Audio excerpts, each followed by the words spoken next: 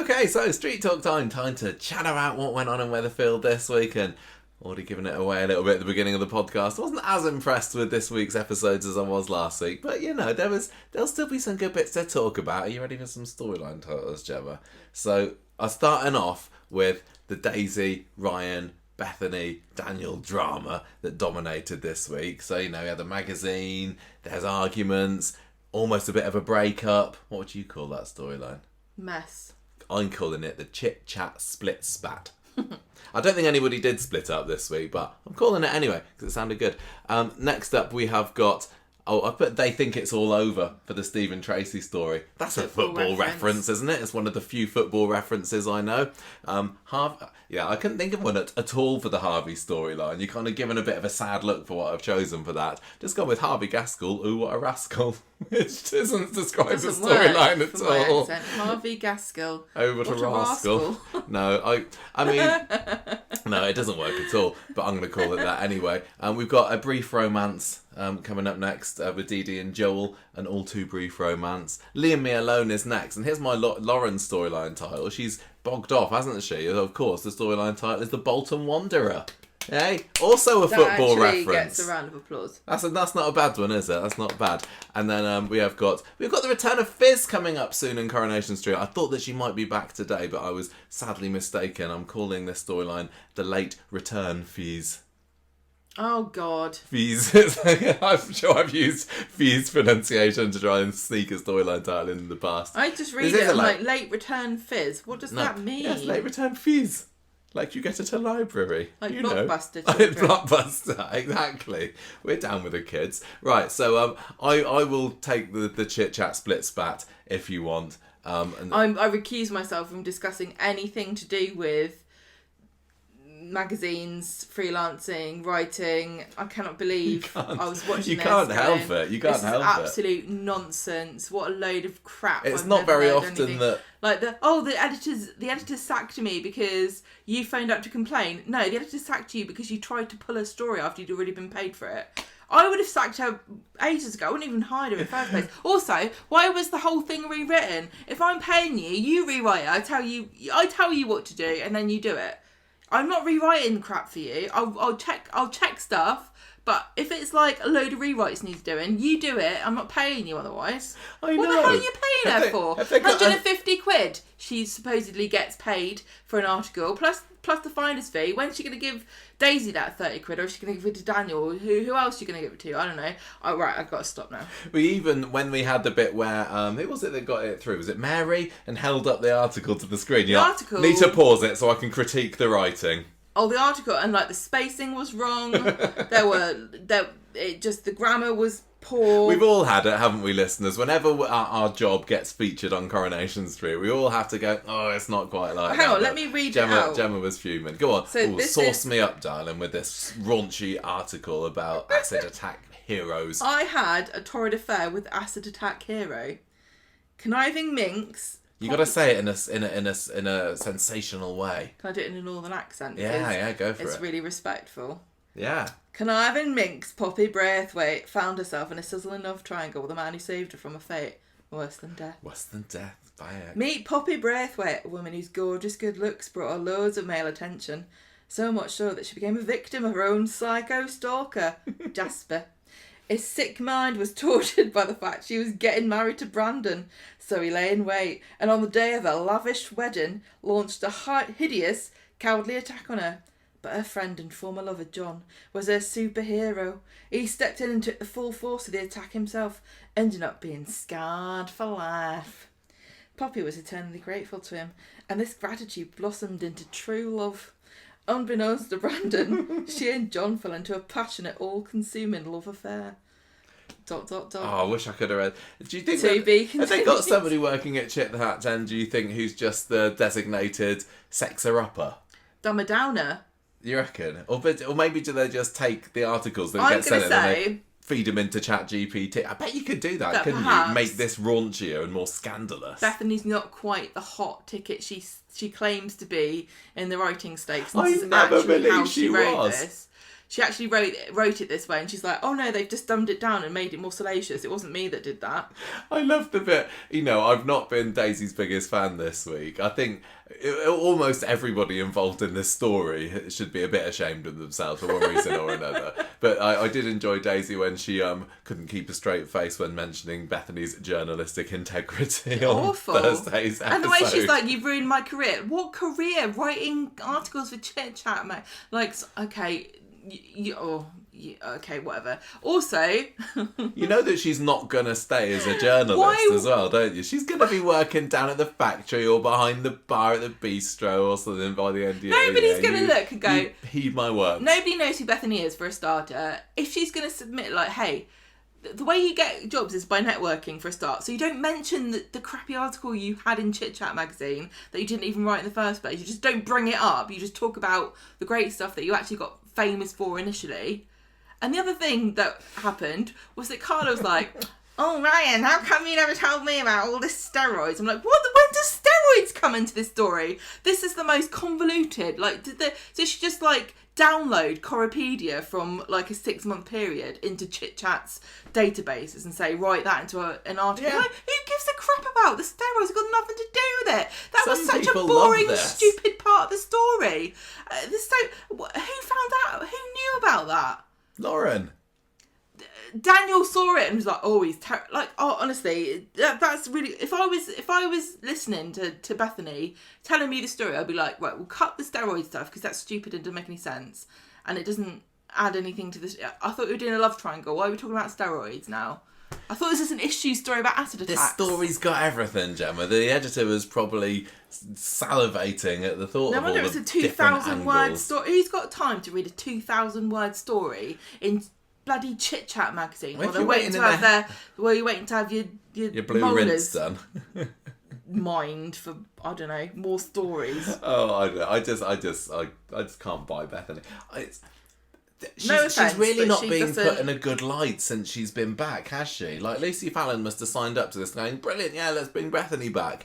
But they've really done a number on her character. They're just making her seem petulant and petty and... I don't want to be mean, right? But she doesn't strike me as somebody who's particularly verbose and articulate, right? No. I'm really sorry, but she doesn't say anything that indicates that. And I'm not saying that you have to be really good at speaking You don't need to be Orson a good Welles writer. to be a good writer. No. But the writing that we have read of hers was crap, and I know that it was somebody probably in the props department or the design department that came up with it. I don't think a writer touched that with a barge pole. But why couldn't she? Like, I'm thinking that Corrie wants us to think of her as like a Stacey Dooley, and I don't know much about her, but I do know that she's a journalist who goes in there and she talks to people. She's kind of like a young, I can describe it to you as like a Louis Theroux. Like, she goes in and she engages with people and she talks to them on a human level. And I think that would be her strength as a character. I think that she'd be really good at talking to people, engaging with them and getting a story out of them. And she would be more of a video journalist, or like she would do documentaries. I do not think she'd write, and the stuff that she has written is crap. I don't understand why Coronation Street doesn't make her into a video, like, documentary journalist. But maybe they'll the do storyline that. Maybe doesn't that's to make come. The storyline wouldn't work with that, but it just my seems God. that, the one qualification that she had to make her a so-called good writer is that she was groomed by a pedo gang, and that horrific experience just, awoke some innate writing ability that was hidden deep within her, and I know, but the thing is, though, Coronation Street's totally setting that up is because Lauren is the new Bethany, because she was also groomed and she's being groomed, and therefore she's also got some kind of innate writing talent. I'm going to go and ask my parents what happened to me as a child, because clearly there's some kind of unaddressed trauma. Oh, so you're just tooting your own horn about how great a writer you are now, are you? Well, I could write for Chit Chat. You weren't the UK's youngest female magazine editor back in the day for a reason, were you? Yes. Eh? Well, I was. I was. Okay. Anyway, so that's what happened in that story. Now let's go through it. Let's do it. So, because there was also stuff with the pub this week. It was, what day were we this week? Monday, Thursday, Friday, right? It feels like Monday was so long ago. That gap between Monday to Thursday's episode made it it was a gulf. But if we remember, Daisy is declaring that she is actually capable of getting Newton and Ridley's back on the menu at the Rovers' return. So she heads over to Chariot Square to have a meeting with a rep to try and do a deal, because Jenny said that she wouldn't do it. How are you finding the Daisy and Jenny relationship this week? Daisy and Jenny. Yeah, they're getting at each other. They're being a bit passive aggressive, and but where's it going? I want more of it. I'd like to see. I know that we knew that this was happening, but I prefer to see them working together as a team. I'm not sure that it's making either of them or showing either of them in the best light. They're all being just a little petty. Flashback to when the Rovers originally shut down, and we said, it's such a shame because this Rovers team is like one of the best teams they've had for years. And it's a bit symptomatic of Coronation Street at the moment, where they're really, really good at and kind of creating a situation whereby you're going to miss what you got when it's gone. Because they did the same with Nina and Seb, where they managed to create a really endearing and beautiful romance within the space of like 3 weeks. The Rovers team, being like a coherent group, had been brewing in the background, but it wasn't until they were going to close the pub that I really felt that they pushed it to the forefront to make us care about them. Coronation Street make us care about things, not just because you're going to snatch them away or do something horrific with them. Make us care about everybody and their relationships as not just a storytelling technique to make us miss them when they're gone. I mean, I will say that I really enjoyed Glenda on Thursday's episode during the Rita's birthday scene, but it really does feel like she kind of, you know, swans in occasionally and then disappears off again. Not that I'm complaining. We're seeing loads of Jenny this week, brilliant, and I do like Daisy, but yeah, I'm not feeling the love, the same love for them as a team at the moment, because they're just at each other's throats. The theft. And what the? Oh yeah, the theft was the main focus on Monday, wasn't it? So it is Rita's birthday on Wednesday. Jenny's Monday. It's coming up. Yeah. So she's trying to get Carla to come along, Jenny, to come along to this party, and Carla can't. She's got business meeting that she has to get to, also at Chariot Square. Oh, I wonder what's going to happen there. And we're reminded of the fact that Jenny and Daisy's purchase of the Rovers all came about by them nicking Carla's money. Using Stephen's diary. Yeah, exactly. So Daisy and Carla are both going to have business meetings in Chariot Square Hotel. Yes. Carla's telling Jenny, oh, you're doing a great job at the Rovers, and Jenny's looking a little bit awkward because she knows that there's a bit of a secret there. So Carla goes over to the Chariot Square Hotel, and she meets up with someone who she thinks is a client, and he introduces himself as the Waterford's rep, and thinks that she's Daisy, the Rovers owner, Daisy Midgley. And Carla's like, what? No, Jenny's the Rovers owner. She's my, what's she call her, stepmother, kind of.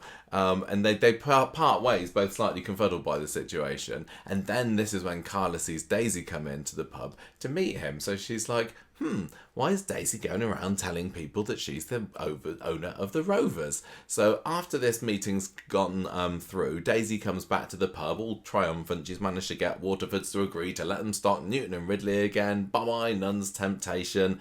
Jenny's fuming, though, that Daisy went it over her head, and Carla comes in just in time, just coincidentally in time, to hear Daisy remind Jenny that she's down on the deed as the co-owner, actually, so if she wants to have these meetings, then she blimmin' well will do. And Carla's like, what? You co-owner? What the heck? And Jenny and Daisy is really backed into a corner with this. They're like, how are we going to get out of this one? And Jenny tries to lie that Daisy got a big loan from her mum, and then the pair of them just agreed that it made sense to run it together. And Carla's like, okay, but didn't you say you got a bank loan, Jenny? And Jenny's like, oh yeah, but it didn't cover it.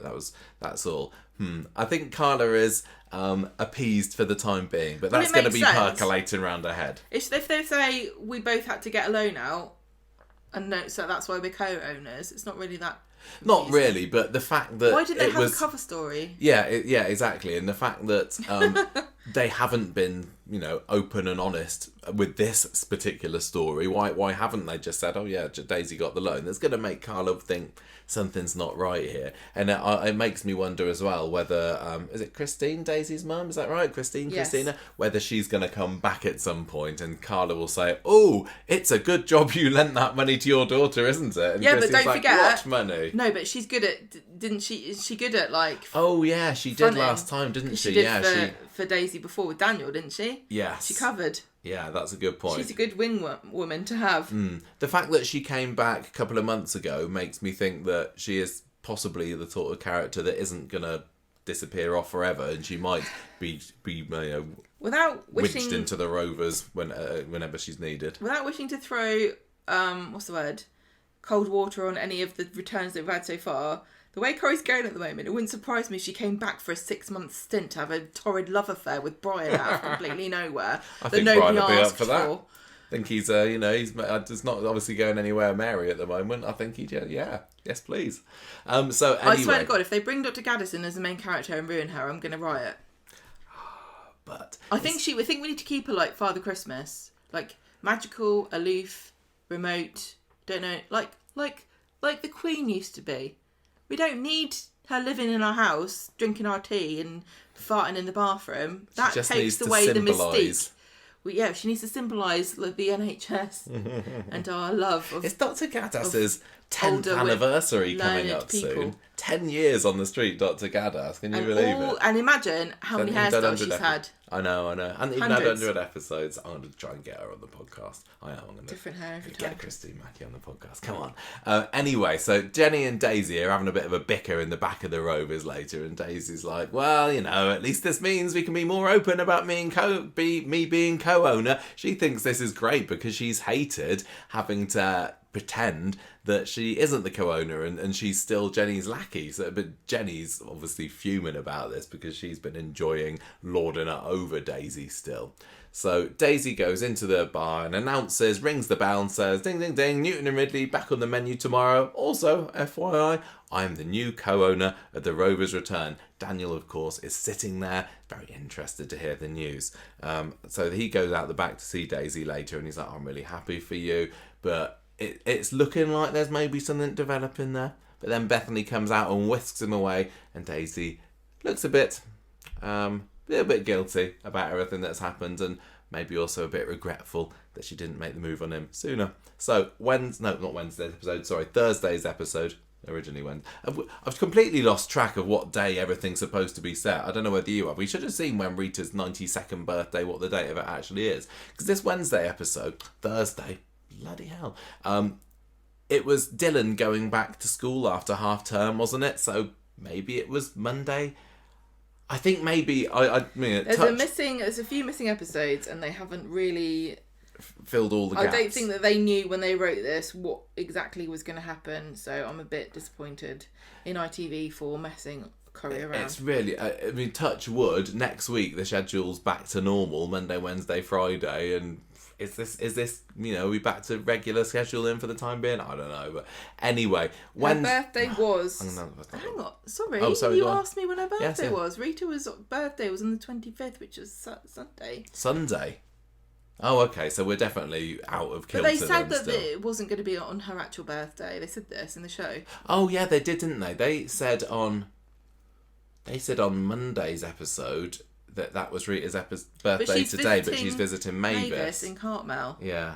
Oh, I don't know. Right, look, Thursday's episode. Don't get mad when I interject when you ask me a question. No, I'm not mad at all. Thank you for your input. I'm just saying, whenever the show is not on the day it's supposed to be on, it's not Corrie's fault, it's ITV. The schedulers. Let's all go there with pitchforks. I'm sure Coronation Street would very happily just be Monday, Wednesday, Friday forever. Couple of extras around Christmas.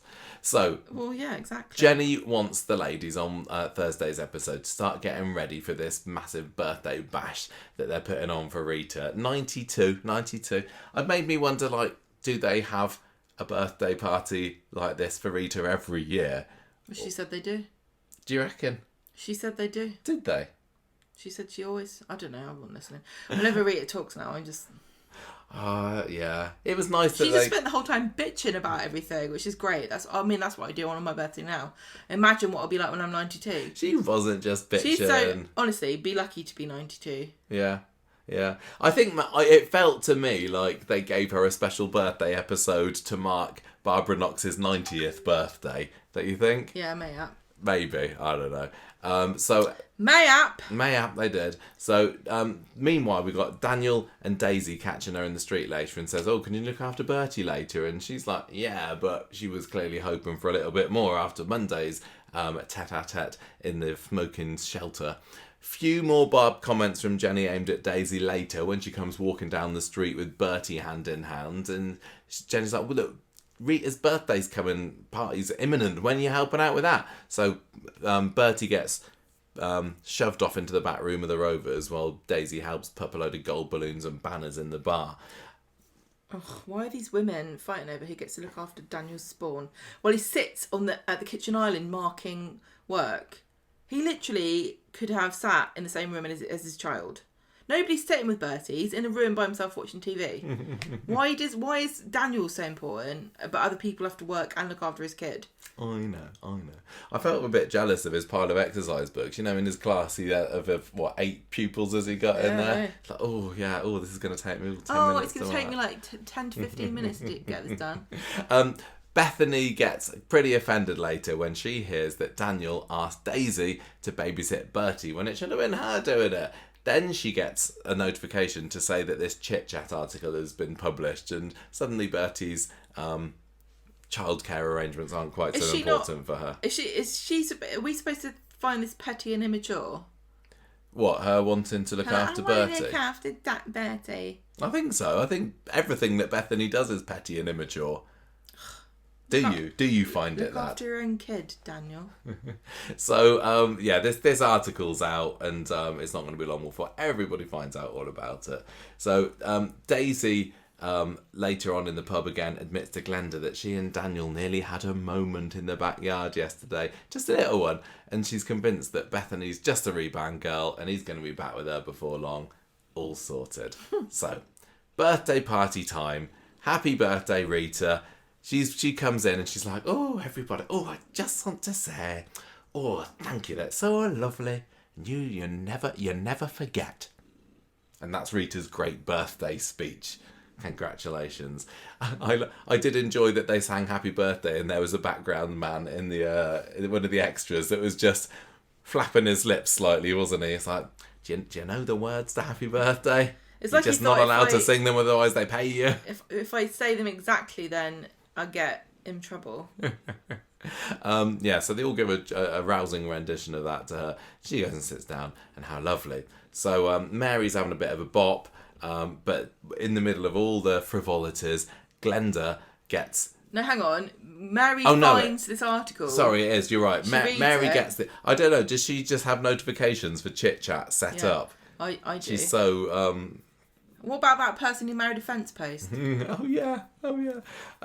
So she gets this article, and it was all very convenient for the plot. And then she shows it to Glenda. Immediately Mary realises who we're talking about here, and I don't think that people would get it straight away. No. I mean, I guess we would because we know all the finer details of this story. Yeah, I know. Yeah, that's very true. Does Mary?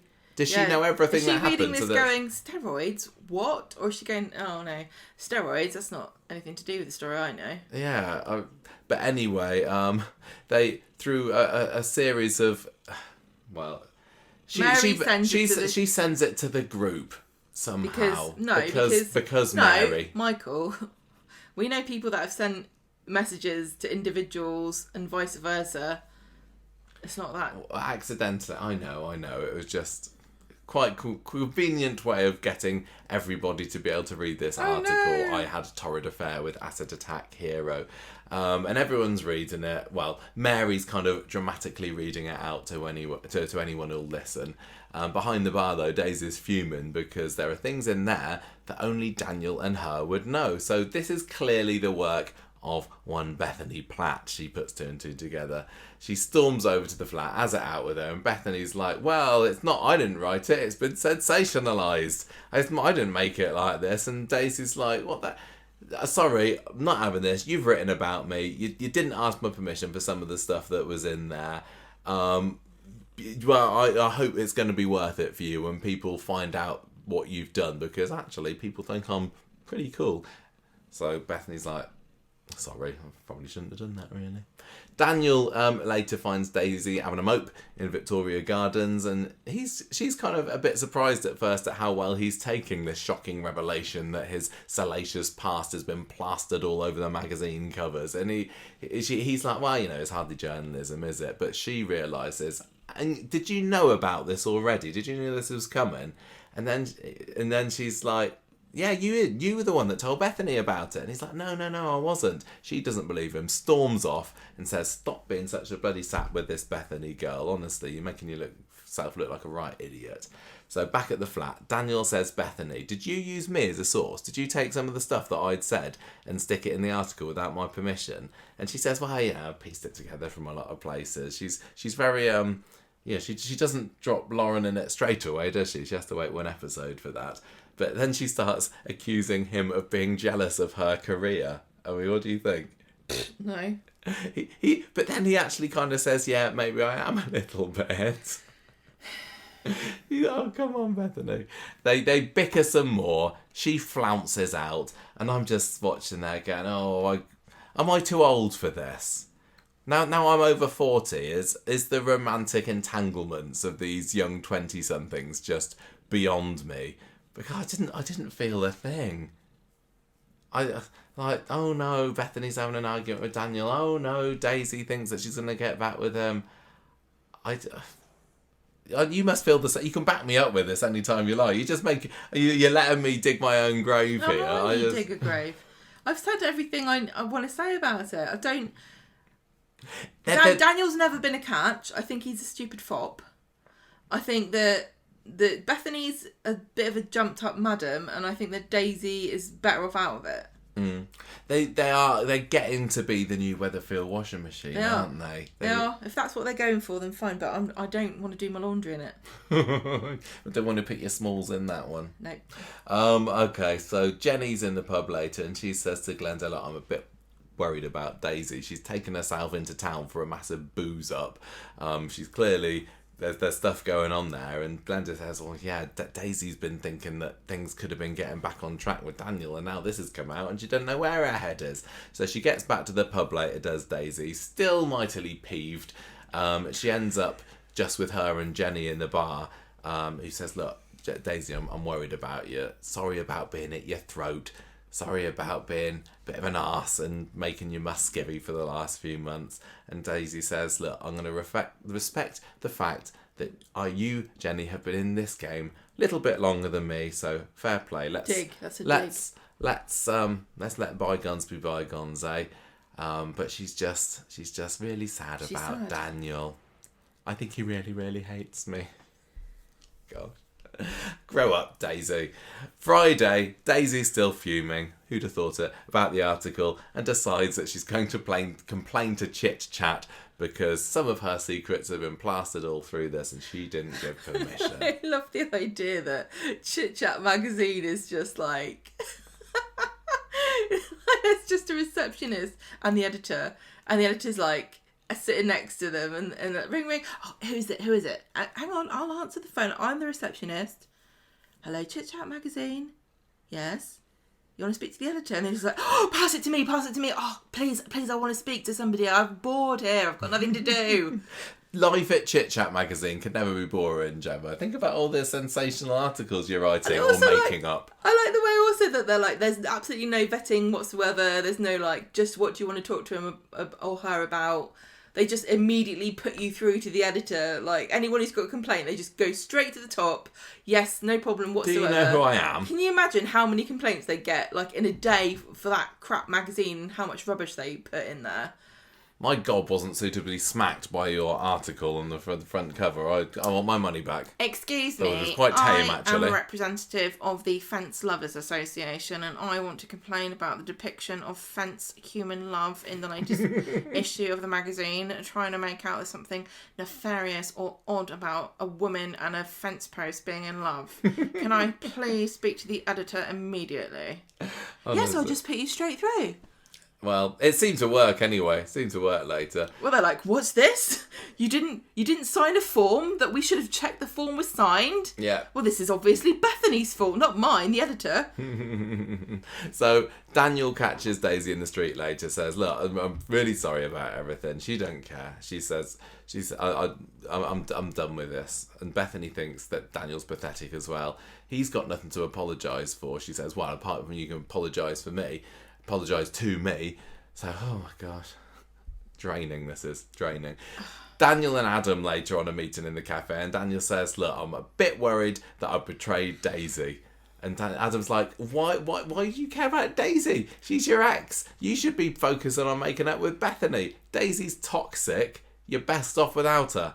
I like the way Adam's acting as though he's like the great arbiter of what you're supposed to do to get a woman back, when he's trying to, like, he's tanking his career to get revenge over somebody who stole his wife. Yeah, I know. Shut up, Adam. He's a scorned man. He thinks that all women are scum. He was being the misogynistic pig. What was he? Yes, he was. Oh, what did he say? I missed that. He was like, earlier. oh, women are awful. Oh, and he was like pointing, like, he's like, oh, you and you and you and all of you, all horrible. Yeah, but you say that all men are awful, don't you? How'd you like it, eh? Me? Shoes on the other foot. Eh? I agree with him that all women... No, I don't know.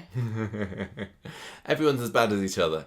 What's happening next? Bethany having a bit of a chat I with don't say all men are Sarah. awful. Why do you say I say that? Some men are. I never said all men are awful. No, I know you haven't. Well, he's not saying all women are awful. Or Yes, did he did. Oh, okay, fine. Anyway, Bethany says, look, I just want to move on with this. This is where she finds out that she's been sacked from her freelance job at Chit Chat, isn't it? They phone her up. No, she phones them up to say, I submitted another article idea earlier. Would you like to commission it? And they're like, what is no. the article idea? I don't remember. Bulldog wedding on Manchester city centre. Something like that. How to hire a McDonald's for your wedding. Cut all ties with her because Daisy has threatened legal action against them for their not quoting their sources properly. So Daisy's pretty pleased to hear this news later. Then she gets into another argument with Daniel and with her, and then Daniel comes over and's like, "Oh, Daisy, what you done? You've been ringing up Chit Chat magazine and dobbing Bethany, and oh, girls, come on, just can't you make friends?" So through all this, it all comes out about Lauren being her source. She was trying to blackmail Daisy and stuff last year. Mega shocker, but the biggest shocker of the episode is we get a return from Ryan. Hooray! Did anybody really think he was gone? Did anybody think that we'd seen the back of Ryan? No. I didn't know he was coming back tonight, though. Fair play. There was a few giveaways if you're following Corrie News. My goodness! That he got a Valentine's Day thing the other day. Oh yeah, on Valentine's Day they went around on social media, which was a really cool idea, and gave this like various people little chocolates. One of them was Ryan, and he gave the game away a little bit. I think he did some publicity. I thought that he did a Star like Tour, maybe. Yeah, he did. So, we knew he was coming back, but I didn't know. I thought it was quite a good reveal where Daisy was having a bit of a blub on the sofa in the back of the Rovers, and then you get to see somebody's legs walk past, and then they pan up and it's Ryan. But hooray! Best asset. Just another poker in the fire of this love. What are we now? Pentagon? I don't know. Can you thrust a pole into a pentagon? He's back. He's over Crystal. He's done. He's finished with Glasgow. Crystal is gone for good. And he learns all about everything that's been happening. He's read about the article. He wants to see what's been going on here then. What's all the drama that I've been missing out on? Maybe Chit Chat magazine is actually the UK's most popular publication. Maybe I'm pouring scorn on it, and it's actually like they actually have their fingers on the pulse of what we want in Britain today. And perhaps the editor is like one of the most highly paid people in British media today. Could be. Could be, because everyone seems to read this flipping thing. Yeah. It does feel... What was it Daisy said at some point in the episode? Like, oh, the whole country knows who I am now. It's like, do they? It's yet another case of it's gone viral. Except this case, this time, they didn't say it's gone viral, and it is kind of a paper article that's gone viral rather than just somebody's social media. No, as in, like, it's something that's been... I know it was online as well, but it's a magazine article rather than just a tweet that somebody seems to put out. But yet again... something that somebody has written on Coronation Street is now known through the length and breadth of this land, clearly all the way up to John O'Groats, because it hit Ryan on the way in Glasgow, didn't it? Well, who cares about a love triangle with an acid attack element to it when somebody's married a fence post? Oh, serious. Like... Also, there are diet tips in there. What are the diet tips? Also, how to wear big floppy hats and look wonderful. I just don't think that anybody really would care about this. When has a sensational article in a magazine like that ever... I think when it's somebody entered the wider public consciousness. You actually do care. I think you would if it was somebody you know, but the way that they were talking about it, like I said, is like, oh my gosh, the whole country is scandalised by this news. I don't quite buy it. Really don't. I really like... I really like the other articles in Chit Chat magazine, because we did get to see the front page of it, didn't we? Yes, and you got it. What to expect this spring is the most ominous headline I've ever read in my life. Now that's just Ian McLeod running his mouth off about, sorry, spoilers alert, here we go, here's everything that's going. What to expect this spring? What does that mean? Also, how you can prevent hay fever with sap. No. And sap. Top secrets revealed by our popularity expert. Start cooking with our new recipe pull-out. Amazing. I can tell why that's the UK's #1 glossy publication. Anything else? I mean, I don't dare give the secrets away. I want to know more about sap. Anyway, what? Daniel. He's not in this scene. He's gonna cure my hay fever. That's what old Sarah's got in the moment, isn't it? Hay fever, Damon hay fever. There you go. Write that down, Michael. Write that down. Anyway, Ryan's being very lovely and gentlemanly with Daisy, and he's still a nice guy, and he's like, we're mates, aren't we? Just mates, good old mates. And Daisy's a little bit disappointed. How awkward to come back on the day when the article was published about your torrid love affair. Yeah. So then Jenny's talking to Daisy later, and it's like, look, just don't dive head first in with Ryan. You're still harbouring feelings for Daniel. You literally were telling me yesterday that you thought it was going to be back on with you. And with him. And Daisy's like, oh no, I'm interested in Ryan now. She said, what did she say? Like, I just want to feel loved or something. Well, stop babysitting the kid then. I know she said it really annoys me how they're using this child as some kind of weird... I didn't have a bigger problem with that. I think that Daisy really does care about. I know him. I mean, she was his de facto mum Daniel for a long time. Daniel didn't care about Daisy's relationship with Bertie until he needed a babysitter. That's my problem with the whole thing. Oh, he either cares about maintaining a relationship in order to give Bertie a stable home life, which would be admirable of him, or he just needs a babysitter. Pick one. And Daisy should have a bit more self-respect for herself to not just go run into Daniel and doing him a favour when he needs one, and also messing with Bertie's mind, because you know full well Daniel's not going to let her go anywhere near him now. Mm-hmm. How screwed up is this poor kid's head? He hasn't seen Daisy for ages. Then Daniel's like, here you go around Daisy's house, and he gets dumped in the back room while she's doing a bloody party for a 92-year-old in the front making sandwiches. Yeah. Is this child... does anyone care about this child? Am I the only one who cares about Bertie? He doesn't take much to make him happy, does Bertie? He's a simple child. They're just building traumas for the next generation. They're like, we've got to screw Bertie up when he's a kid so that we can make sure he's really traumatised for this 20 years' time when he starts having his own affairs. Anyway, so Daniel goes and makes up with Bethany and everything's fine there. You got Ryan with Carla. He's back in his old haunting ground, the flat again, and he tells her about Crystal and like, I just... Crystal was boring. Why did they bring her back as the most boring character? Why'd they give her a personality transplant so she could take him away for like a week's worth of episodes? They could have kept her being a bitch then. Then it would have made more sense. Instead of having her turn up going me. Anyway, you just love it. You just get it. I wanted to get it in there again. I know people love it when I do. So Carla twigs that Ryan is back from Glasgow just so he can get together with Daisy Wasn't it again. Edinburgh because he went to? No, it was not.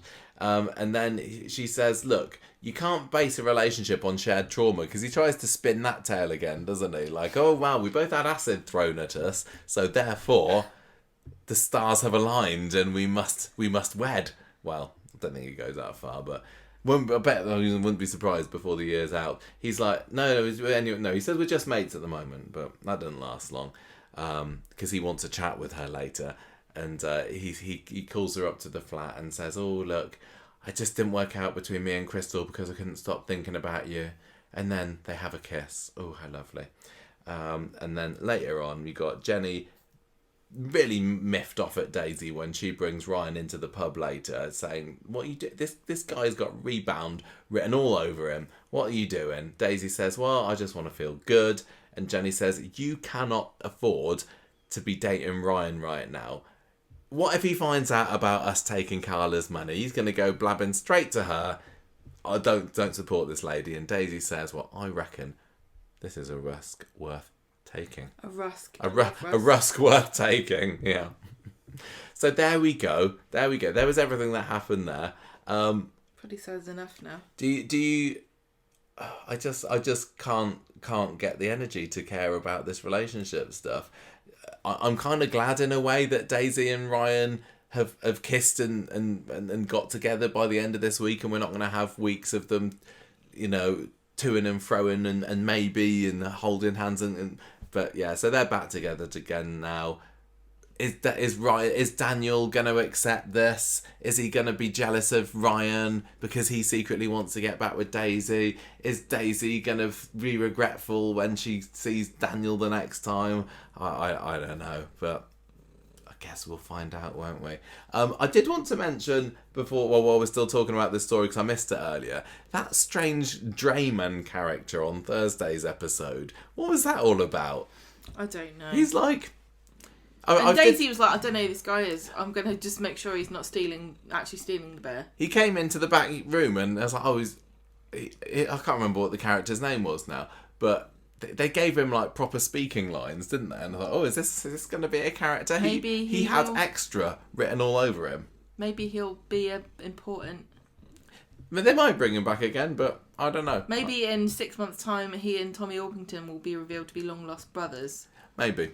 I don't know. And Dr. Gaddis is their sister. This guy that played him is a man called Julian Walsh, and he was first in Coronation Street in 1987 when he played a paperboy at the Cabin. He probably knew Jenny back then as well, didn't he? Yeah, probably. Yeah. He's been on Corrie 6 times. The last time that he was in it, he played one of the victims of Gary Lone Ginger Windass. He owed him a load of money. I think I quite liked him back then. But it struck me as being a little bit odd, that character, because he just had silent extra written all over him, and then he spoke. Had lines, and he spoke. So what a surprise! And the guy who was doing the birthday singing was like, "Why couldn't I have been a character?" Yeah. I'd be interested to know if this storyline is just not hitting with other people as well. Is it just us? Because it's got all the elements of something that should work. It's got Jenny in. Clearly that's great. It's kind of a Rovers storyline. Daisy is a really complex character. I like Daniel. I like Ryan. But it feels like it's been going on too long now. When was the acid attack? Was it last March? Are we nearly coming up on the anniversary? Is there going to be some horrible anniversary acid flashback? I feel like it needs a rest. And that's all I'm going to say, because give it a rest. Gemma doesn't seem to want to say anything about it. I've said everything I want to say about it. Fine. Well, let's talk about another relationship disaster, shall we? They think it's all over. It is now. Steve and Tracy, Tommy Orpington. Go on. What's gone on with those? This whole week was just fallouts from affairs, wasn't it? That we have Ryan, Daisy, like there's a lesson to learn Daisy there. and Daniel. And then we've got Tommy, Tracy and Steve. And then you got Dee-Dee and Joel, and Emily. And who else? I can't remember, but... Right. So on Monday, Tim is worried about the fact that he knows about the affair and he doesn't know if he should tell Steve. And he's talking to Sally about this. And then they start to wonder if they're swingers. And Tim's like, why didn't they invite us? Oh, yeah. It's quite funny. And Sally says, look, don't say anything. I thought that, last week we were singing the praises of this story, weren't we? Because the humour worked so well. And Monday's episode had bits of that. I don't think it was sparkling in quite the same way. But it just didn't feel appropriate to keep it going once the reveal came out. But Tim decides to confront Tracy and he says, look, don't murder me, right? I know about you. Well, he tricks her, which is quite smart for Tim. He says, Tommy's told me everything. She's like, oh no. And it confirms who it was that she was in bed with. And he tells her that she needs to tell Steve. Tracy bumps into Tommy and tells him what's happened and they don't know what to do about it. And then Tommy tells Tracy that she needs to tell Steve before he hears it from someone else. Says rip the plaster off, but that would just make more work for him. Is he a plasterer as well? No, but it would ruin the paintwork, wouldn't it? Tim goes back to see Sally, says, look, I've had it out with Tracy. And then Tommy comes downstairs because he was up there touching up the bathroom. And Tim's comedically livid at him and orders him out, but Sally's like, no, he needs to finish the bathroom off first. But then Tracy comes in. Tracy goes to her house, number 2, 1, 3, 8, and she's ready to tell Steve everything that's happened, but instead she walks in to a surprise proposal with Amy and Steve all dressed up and nervous, asking if she wants to do a vow renewal. Classic Corrie vow renewal. Yes. Any excuse for getting them to dress up fancy and get on the front of the magazines again? No, I think that's possibly not in gonna this. happen. I don't know. Do you think they are going to get back together? I don't know at this point, and I honestly don't. I don't care anymore because they don't care. So I remember would have when cared if one of or both of them wanted to be back together again, but they just don't care. So I remember when Steve and Tracy got married the last time, and it was.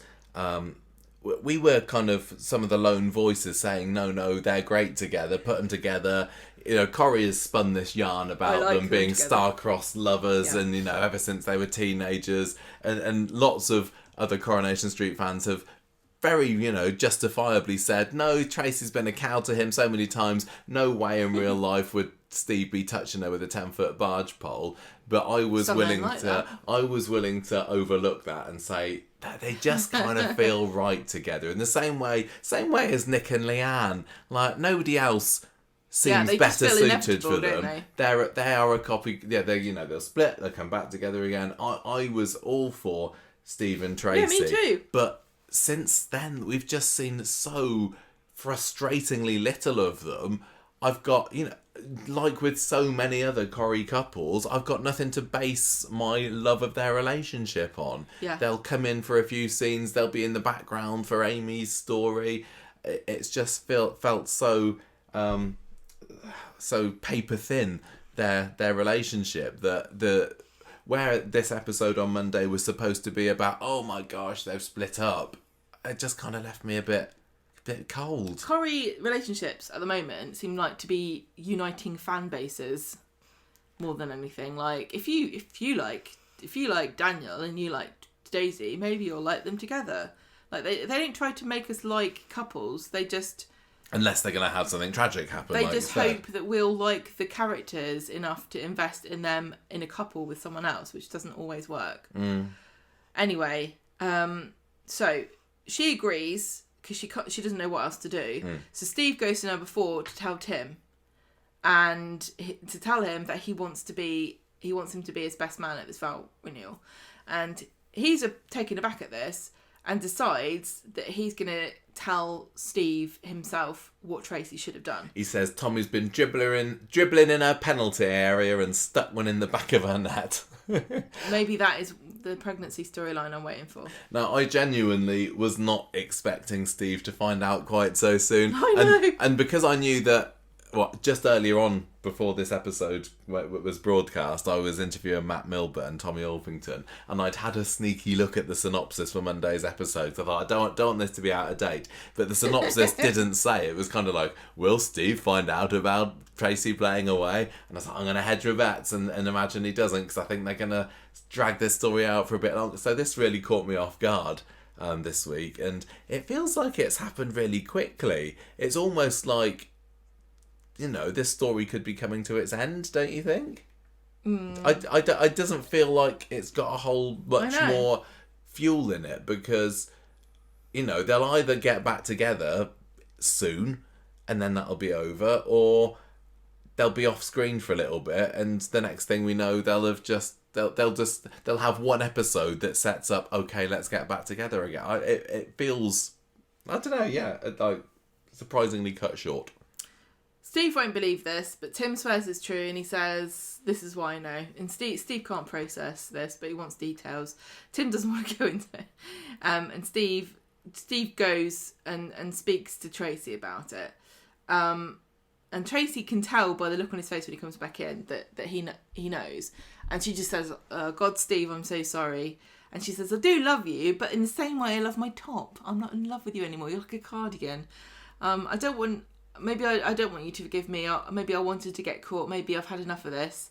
And I think a bit of Ken's rubbed off on her, because she's like, I'm fed up of this life and this street and everything. I'm just bored of you. She just says, I'm sorry, Steve, it's time to call it a day. Now, I was not expecting this at all, were you?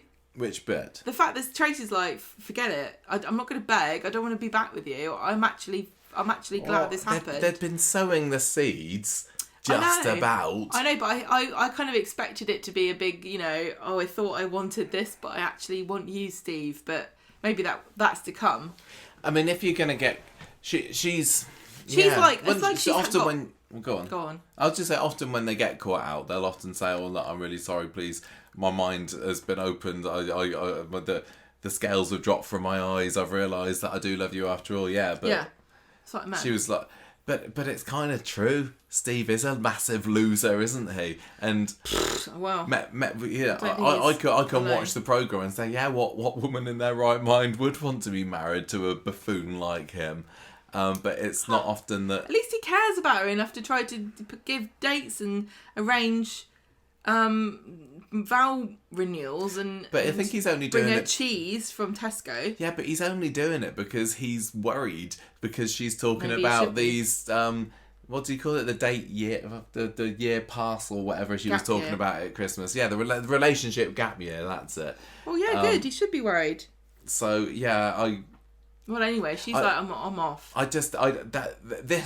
It's impossible for me not to compare this scene to the one where Fizz and Tyrone split up a couple of years ago. That brilliant, 8-minute epic, which was just the two of them, and they had this real kind of raw, realistic conversation about how the difficulties of having children can get in the way of a loving marital relationship, how she's got a bit bored of him, he got a bit bored of her. That scene was so brilliant, and I felt for it, and I think it's because I was so invested in Fizz and Tyrone, and they gave the time and the performance. Everything about that was fantastic, and this scene just felt like, well, this has got to be the scene where this happens. We can't, they made it kind of just like a normal scene when it should have been so much bigger, don't you think? Yes. Okay. So Steve's fuming about this, and she says that I want you to be happy, and you'll never be that with me. And he walks out, and he sees Tommy, and he has to go, and he says, "You're dead to me." Poor Steve, he's lost his idol and his wife in the same day. I was kind of hoping, like I said in the interview with Matt, that Steve would be just a little bit conflicted that, his wife and Tommy Orpington, that's a story to tell at the pub, isn't it? But he was rightfully so pretty knocked off. I'm just straight away. I don't idolise anybody like this. I know. Just me. I know that this is fiction, but I also know that there are people that do idolise people, like hero worship them. And I'm just trying to imagine. And we've got some very passionate listeners ourselves, haven't we? How, listeners, would you feel if Michael or I turned up in your bed, like, hello, knocking off your missus or your mister? I How just would you kind of feel genuinely if you thought think that we'd been like secretly watching EastEnders? But I'm trying to genuinely think. I'm being serious here. I'm trying to genuinely think. I think you would be staggered, wouldn't you? I think. Would this really mess with your head? I don't know. You can't be a fan to the extent that Steve and Tim are of Tommy without having blinkers on, right? Mm. Imagine like the kind of mental torment you'd be put in to realise this person's a real person. Bizarre, isn't it? Yeah. I think it's bizarre. Anyway, Steve and Tim have a whiskey at number 4 together, and Steve is pretending that Tracy was begging for forgiveness, but he kicked it to the curb.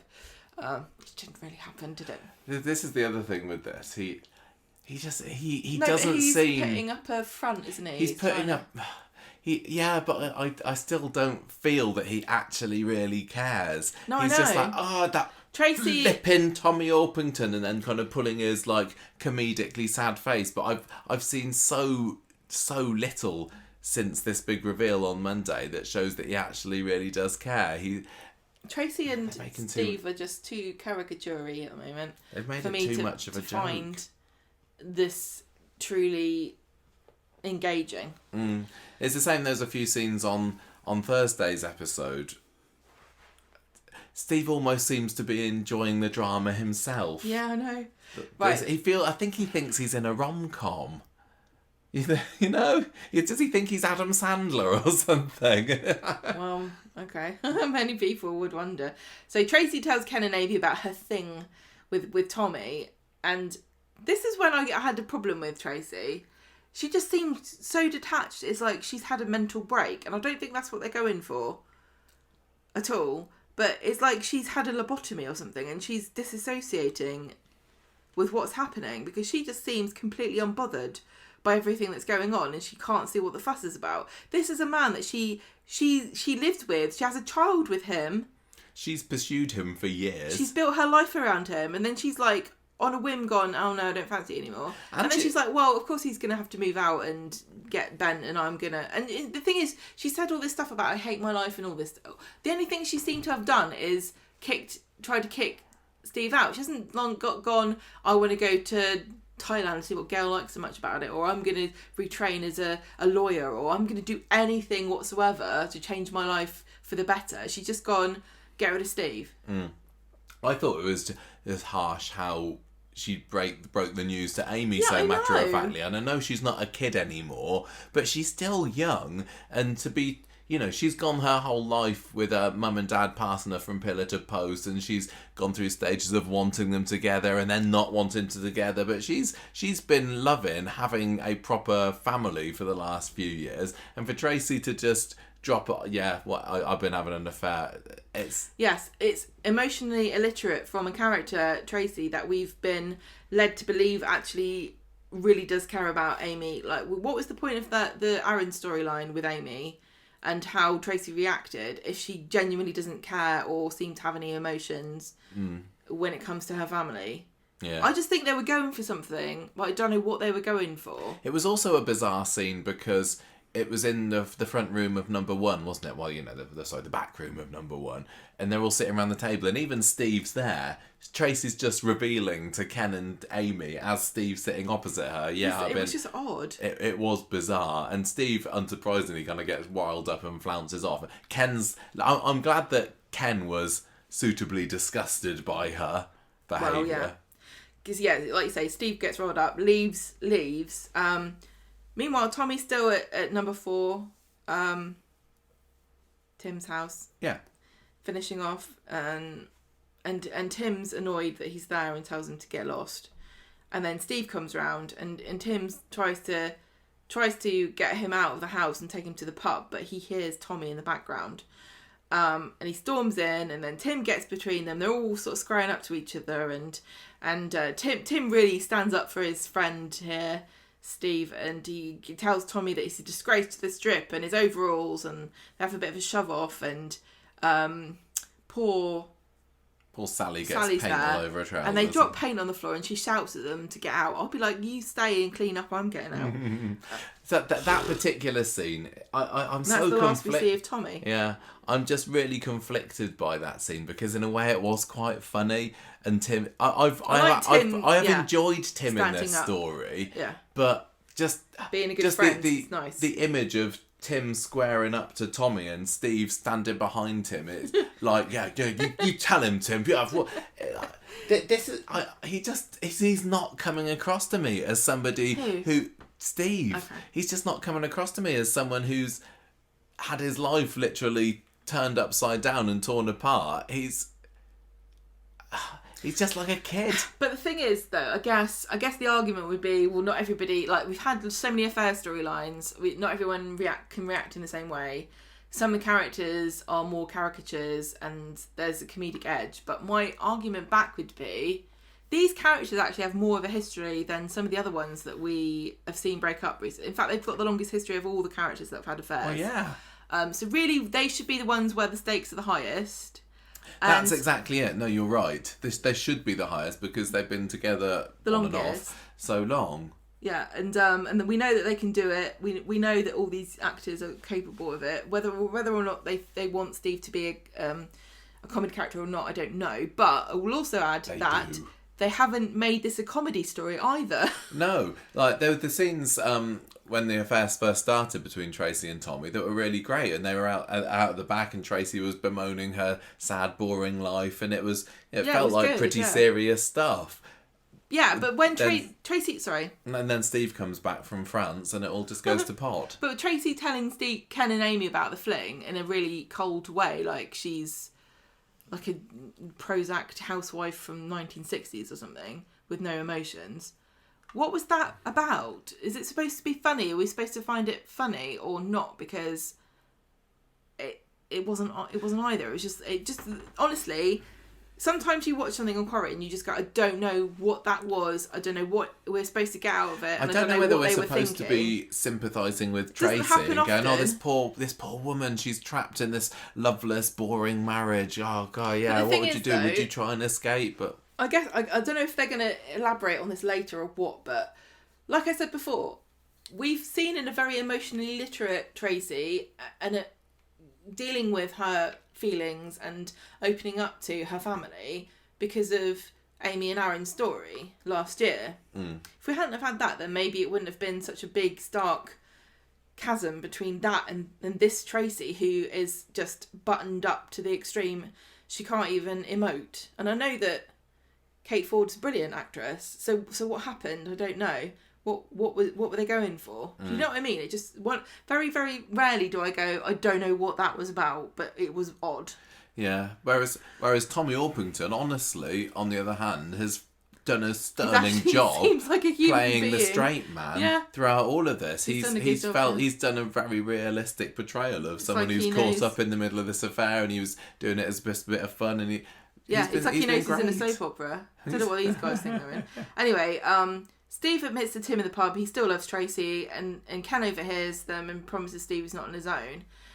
And then he takes Steve back to the house, and they tell Tracy that she needs to move out, and Amy's on their side too. Yeah, yet again, somebody getting kicked out of their own home in Coronation Street. If it was this episode or the next episode where Tracy just seems baffled that Steve's not leaving and she has to go. Yeah, I can't remember. I just don't get it. Anyway, on Friday... For me, there was no emotional impact in Tracy being kicked out of her own home. Was she going anywhere? I don't even know. And I'm also thinking, well, she'll be back. Where's she going to go? I don't know. Yeah, it just really didn't feel real to me. Even when people are stupid and comedic in Corrie, at least it feels like...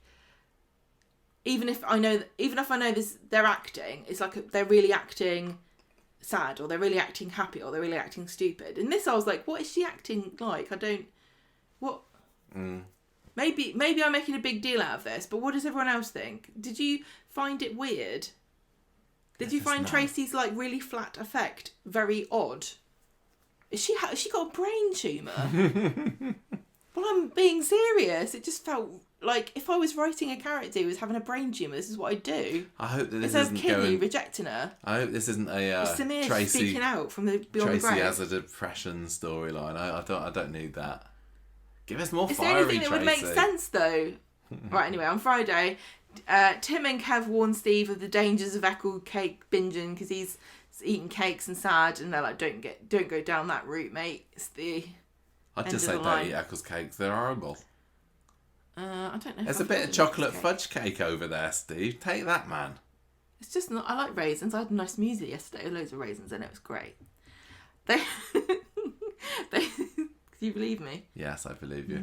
Open. They start chatting about how Tommy maybe wasn't as great as they cracked him up to be, and Shona doesn't get it because she actually does have brain damage, and says he was a total legend, and then she cottons on. That funny, I don't know. Yeah, that's kind of funny.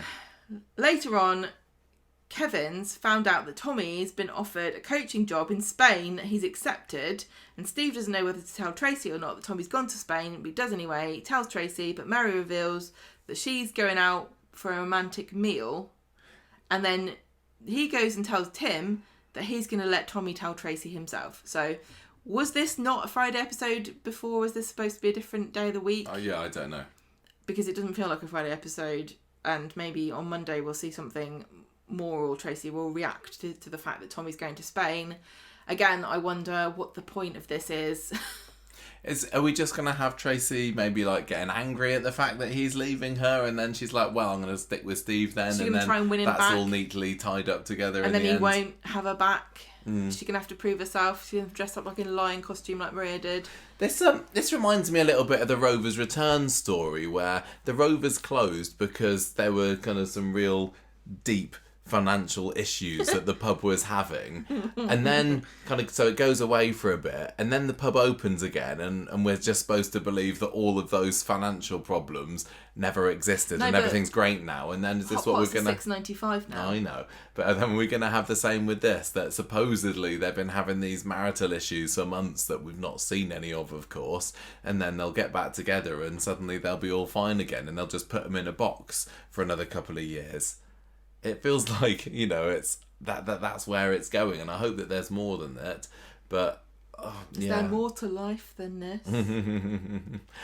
So yeah, it's not the best continuation of this story, but I will say that I was, I think, quite pleasantly surprised that Steve found out about the affair, because I was expecting it to happen later. I honestly wonder whether this was going to be a long-running story for the year. I wanted Tommy owing it more.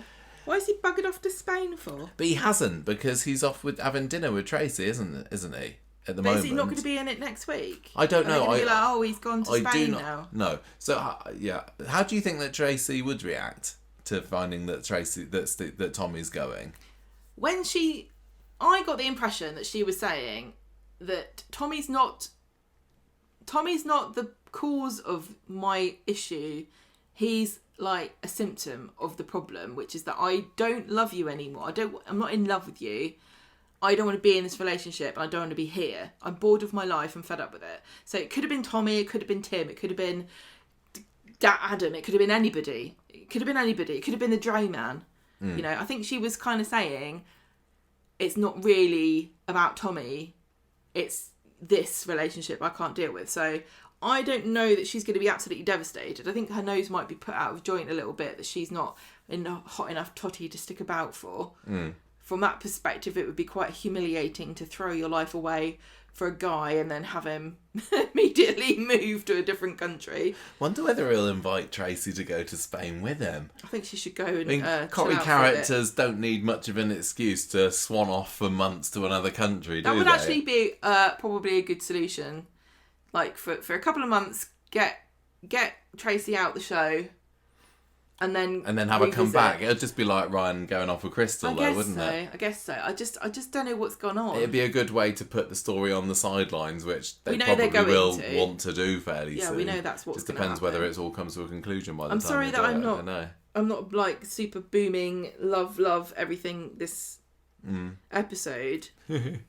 Well, I just hope that when Tommy goes over to Spain, he doesn't have it off with Andy McDonald's partner, because... Or his donkey. Yeah, indeed. Okay, so if we're missing anything here, or if you agree or disagree, What did or you whatever, think? let Tracy us know. fans, Are we being Steve too harsh fans, on this? Tommy O fans?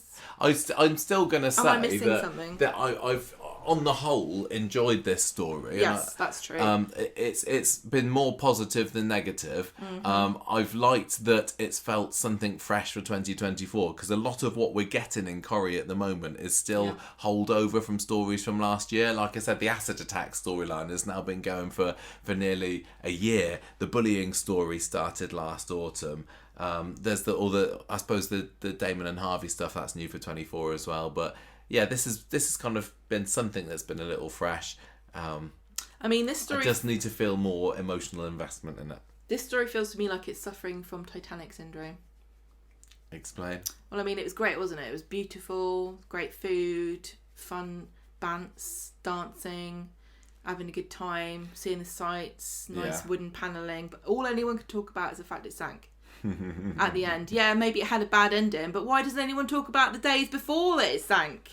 And all the nice stuff they got up to, and the fun Irish dancing down in the basements. Honestly, for me, the biggest triumph of this story is what they've done with Tommy Orpington, who, when they said he was coming back, I was like, really? But I'd happily keep him. I'm really curious. I'd like to. I'd definitely swap him for some people. Oh, for sure. For example, no, I'm not going to say. Everyone in this Harvey Gaskell, ooh, what a rascal story. What about John? He hasn't done anything wrong. Oh no, John. Adam, he's living up to his grumpy Scots persona this week, isn't he? He's in a right cob on all week this week, and so Monday's episode for this one was all revolved around this CCTV footage that John decides to tell Adam. Oh yeah, that night that Natasha was being murdered, I distinctly remember. Why do you remember went this? to the shop at that exact moment This was to buy a bar of chai. It was really, really nice. This is why we moan about it, but Corrie shouldn't do murder mysteries. Like, I want them to, but maybe they shouldn't, because this makes no sense at all. How does he remember that he was what he was doing on a Wednesday? Was it a Wednesday 2.5 years ago? Exactly, and what he bought and where he... Maybe he keeps meticulous data. Who remembers this? Why did you sign up to be an alibi for a murder and then remember afterwards that you were doing something? Well, that's not. And this is what I said before when they first came up with the idea. I said, "Has he got an alibi? Does anybody know where he was at the time? He better have been completely alone." Why didn't Adam think? I know that this is part of the story though. I'm sorry.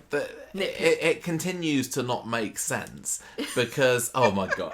Oh yes, I forgot the bloody split screen. We were like, what's happening? What's happening now? On is this an episode of 24?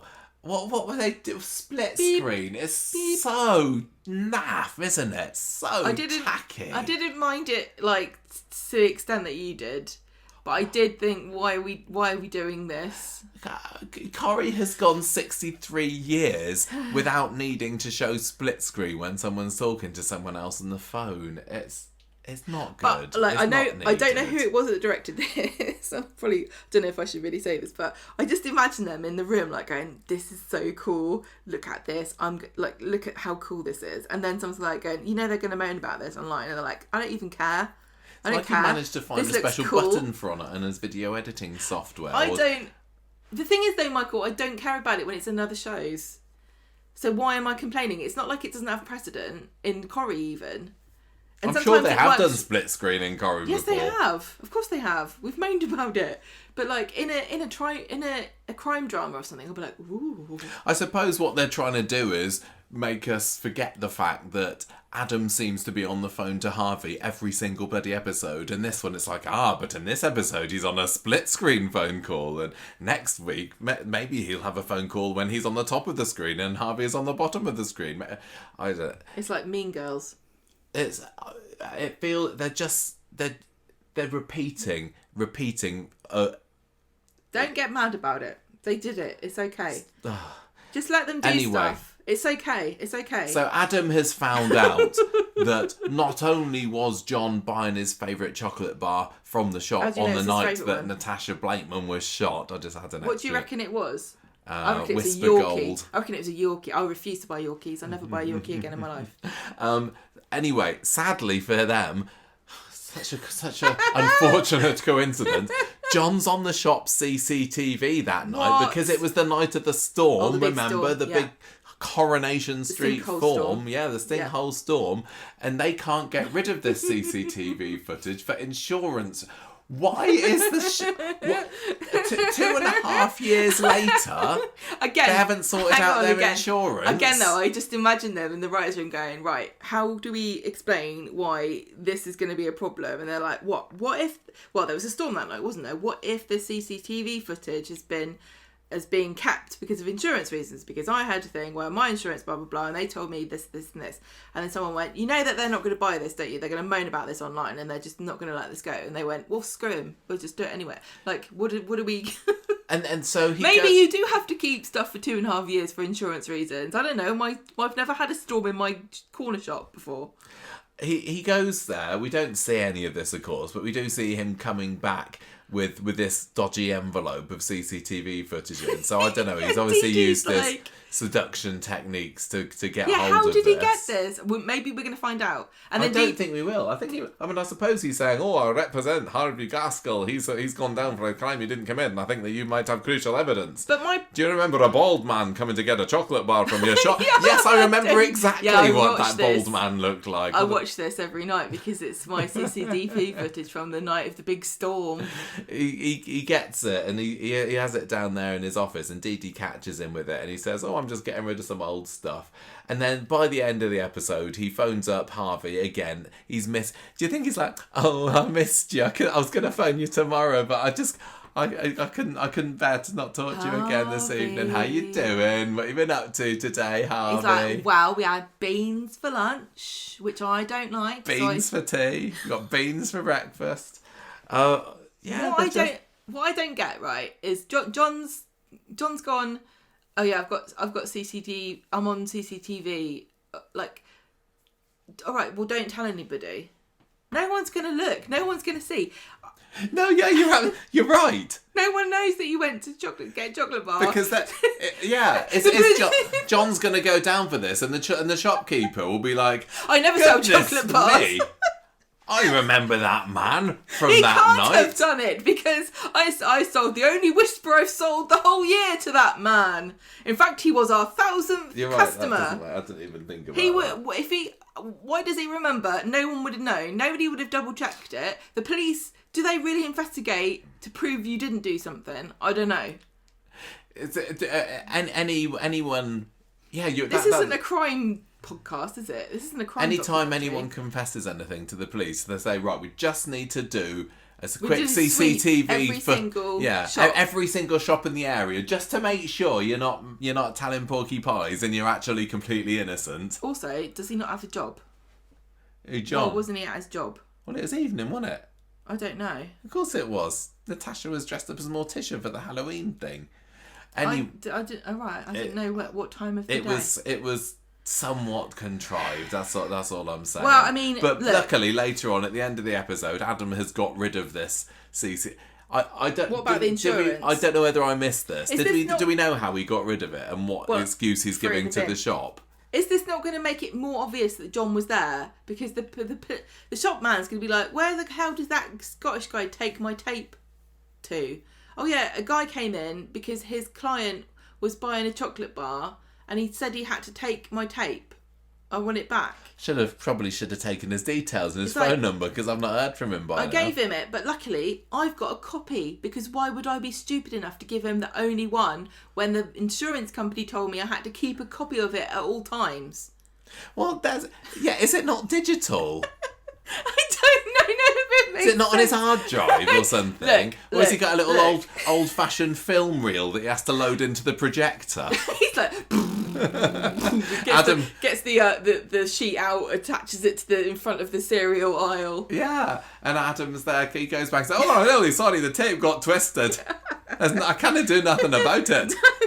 Look, the main point, I guess, is that a spanner was thrown in the works to give us some action for an episode, and Adam has now done something else bad. He's done more. And Dee-Dee's seen something that she shouldn't have seen, because she's seen this and she saw the date and she noted the date, and at the end of the week she recalls the date when it's said to her again. Yes. So at the end of the week she's on the case, and it's because of what happened on Monday. But I mean, God knows how how else would you solve this problem? I don't know. Sometimes it's very easy to criticise, but how would you have written this? I don't know. It's very easy to criticise. You're right. It's very easy to criticise. It's so cranky today. So next morning, Adam gets a text from Harvey going, "Hi Adam, been thinking about you all night. I missed you. You've not given me my morning phone call, Adam. What's up with you? Do you still love me?" Did you dream about me? I dreamed about you. We was eating beans together. No, he says, "Any progress? Don't make me wait." So he's like, first of all, okay. use proper question mark. Hmm? Use a question mark. Yes, he didn't use a question Harvey. mark in his text message, but he is a criminal. If only you had crimes listened in against school, punctuation. maybe you wouldn't be a criminal. Maybe you'd be a lawyer like me. So he I can have spaghetti hoops if I want. I don't have to just have beans. He's not happy. So meanwhile, over at the bistro, I think it was a detective.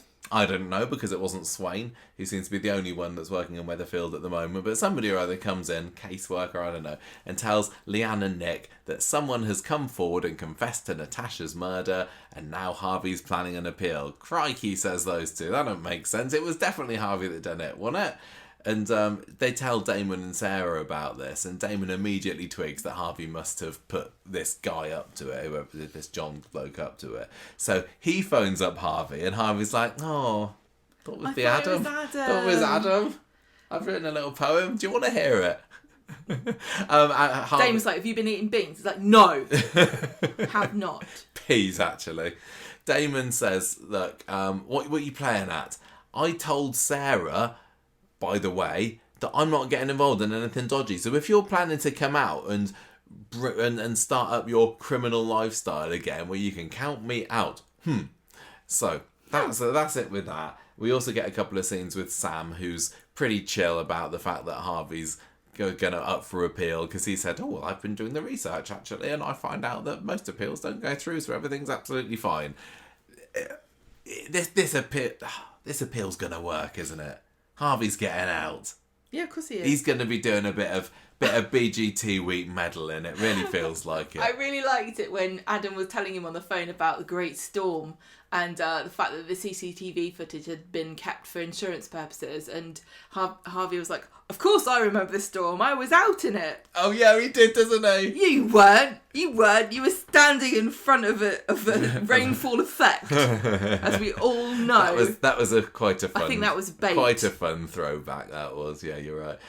So Friday's episode then. Nick's still a bit concerned about this whole affair and wants to talk to Dee-Dee about, is there a chance that Harvey's going to get out here? And she says, "Look, don't fret. I'll come over to the bistro later. You can fill me in on the deets, and I will tell you." She's doing a lot of pro bono stuff today. Dee-Dee's all over the place. She's had a very busy week, has Miss Bailey. Don't know what Ed's been up to, mind you. She's really, taken on for the whole of the number 3 posse. I don't know when they talk to everybody. Dee-Dee talks, is it Alia, about That's Emily. the other story. Oh, okay, all right. That's the Joel story. She's in 2 stories this week, Dee-Dee. Can you believe it? So she's also chatting with divorce papers with Sarah, who's a bit hesitant about it. And again, I'm thinking, I think maybe at this point we're supposed to say, no, Sarah, don't sign the divorce papers. You'll regret it. Adam's the love of your life. But in real, I was just saying, whatever. Divorce him, don't divorce him. What does it matter? What is there? I don't know. It's the flat that There's is the main lots of Swiss thing. furniture in there. Who gets the kid? Who gets the pole? The giant, the giant pole holding the ceiling up. The column. Dee-Dee goes to see Nick later, and she's like, right, tell me everything about this Harvey conviction. And he says, well, this has happened, blah, blah, blah, blah, blah. It was a 5-episode week. It was big effects. It was It a big deal. was, really You wouldn't was. know. Yeah, we had green screen, we had car stunts, we had Corey falling down a hole, we had poor old Johnny, remember him? God. Drowned. Anyway, it was on the 18th of October 2021, and she's like, What? I recognise that date. Throwback. And she's twigged, basically, that Adam's working on Harvey's case. He goes over to the lawyer's office and says, are you working on Harvey's appeal? And No. yes, clearly, he yes. says yes. We don't see him say yes, but the next scene, she's like, what the hell are you doing? What if you get struck off, you naughty lawyer, you? I just end up like Todd. I'm gonna go and tell on you. And he's like, oh yeah, well, what about that insider trading? So he's got dirt on the Baileys, and he's not afraid to blow them all out of the water if she blabs about him. I was trying to write a tweet at this time, and I didn't really catch this, but it sounded like Did Adam go, insider trading, is it illegal or not? Who knows? Like, did he say something like that? Or was it my head? Maybe you made that up, I don't know. She's like, I don't really know about insider trading, but I do know you don't want everyone to know about it, so that's quite convenient that he knows about that, isn't it? She's like, fine, I'll keep it quiet, but our friendship is over. Another breakup. Who even are you, Adam? He's always been like this. Not when you first came into it. Well, what do you mean? For the past few years, he's just been a cranky old coot. He is so cranky. And if he wasn't young and handsome, he would be one of the most unpopular characters. Are we supposed to be rooting for him, though? Because he's trying to get his girl back. No, but listen, have I not been banging on about this for years, going, we need antagonists, we need people on the street that you don't like, you do things that they shouldn't do. Adam's the nearest thing we got to it. To have someone like that, you need to be charming, and at the moment, I'm not being charmed by Adam because he's just a grump. Ignoring how sexy he is. You don't need to be charming when you've got hair like that. Oh, I know. There's been comments about his hair. I quite like his hair like that. I know there are comments, but I just say, when you're a man, you don't know how long you got it for, so flaunt it while you got it. I couldn't do that with my hair. That's all I'm saying. I say go for it. So she's keeping quiet about her secret, so I'm sure they will both be blown out at some point. Anyway, Adam gets chatting with Sarah in the pub later while Sarah tries to sidle over to him and say, oh, I've been getting divorce papers, but he's like, I'm not interested, don't want to talk about this for now, I'm a grumpy Scot, just leave me to my whiskey. And he's like, go away. With no E. Later on, Adam finishes the week by, you guessed it, talking to Adam on the phone. No, Harvey. Adam and Harvey, yeah. Darn it. So, how's your week been, Harvey? Harvey, I love you. 29th of February, yeah. He's said he's fed up of jumping through all these hoops when Damon is still walking about unscathed, and Harvey's like, don't worry, the disappearing act is coming. I've got the exclusive poem that Harvey's written for Adam that I'd like you to read out. I can see you got ChatGPT open. This is the poem that I want you to read out. You want me to read it? There once was a lawyer named Adam, whose kilt was his legal chasm. In court, he danced a jig with a briefcase so big, his clients thought he was quite mad him. Thank you. Well, fantastic AI. It's going to be little does taking everybody over the know. arts. Little does Adam realise that Harvey is not in prison for murder. He's in prison for bad poetry, and he will never be allowed out. Is this a clue that Harvey's attack on Damon is imminent? Are we gonna, we not got long to wait now until the prophesied bumping off of Mr. Hay, as has been foretold, will come to pass? I hope so, because it feels like it's been hanging over us for far too long. Well, do you think he's going to actually kill him? Is he going to run him out of town? I don't know. He has said before that he needs a bit more solid evidence that he's getting out. And if he gets rid of Damon, what's to stop Adam just saying, I'm not interested in you anymore? Is it because Harvey knows that Adam's done all this dodgy stuff? Yeah, but he's got blackmail on him now, and also he's done half the work himself. So what's the point of Adam? What is the point of Adam? That's very true. Oh gosh, I just didn't. Listen, right? Okay, I've got to defend Corey here because, like, there is no story they've ever done in the whole history of the show where if they got a panel of people and they said, "Does everyone like this story? Or do you think it makes sense?" There's no way every person would go, "Yeah, that's cool."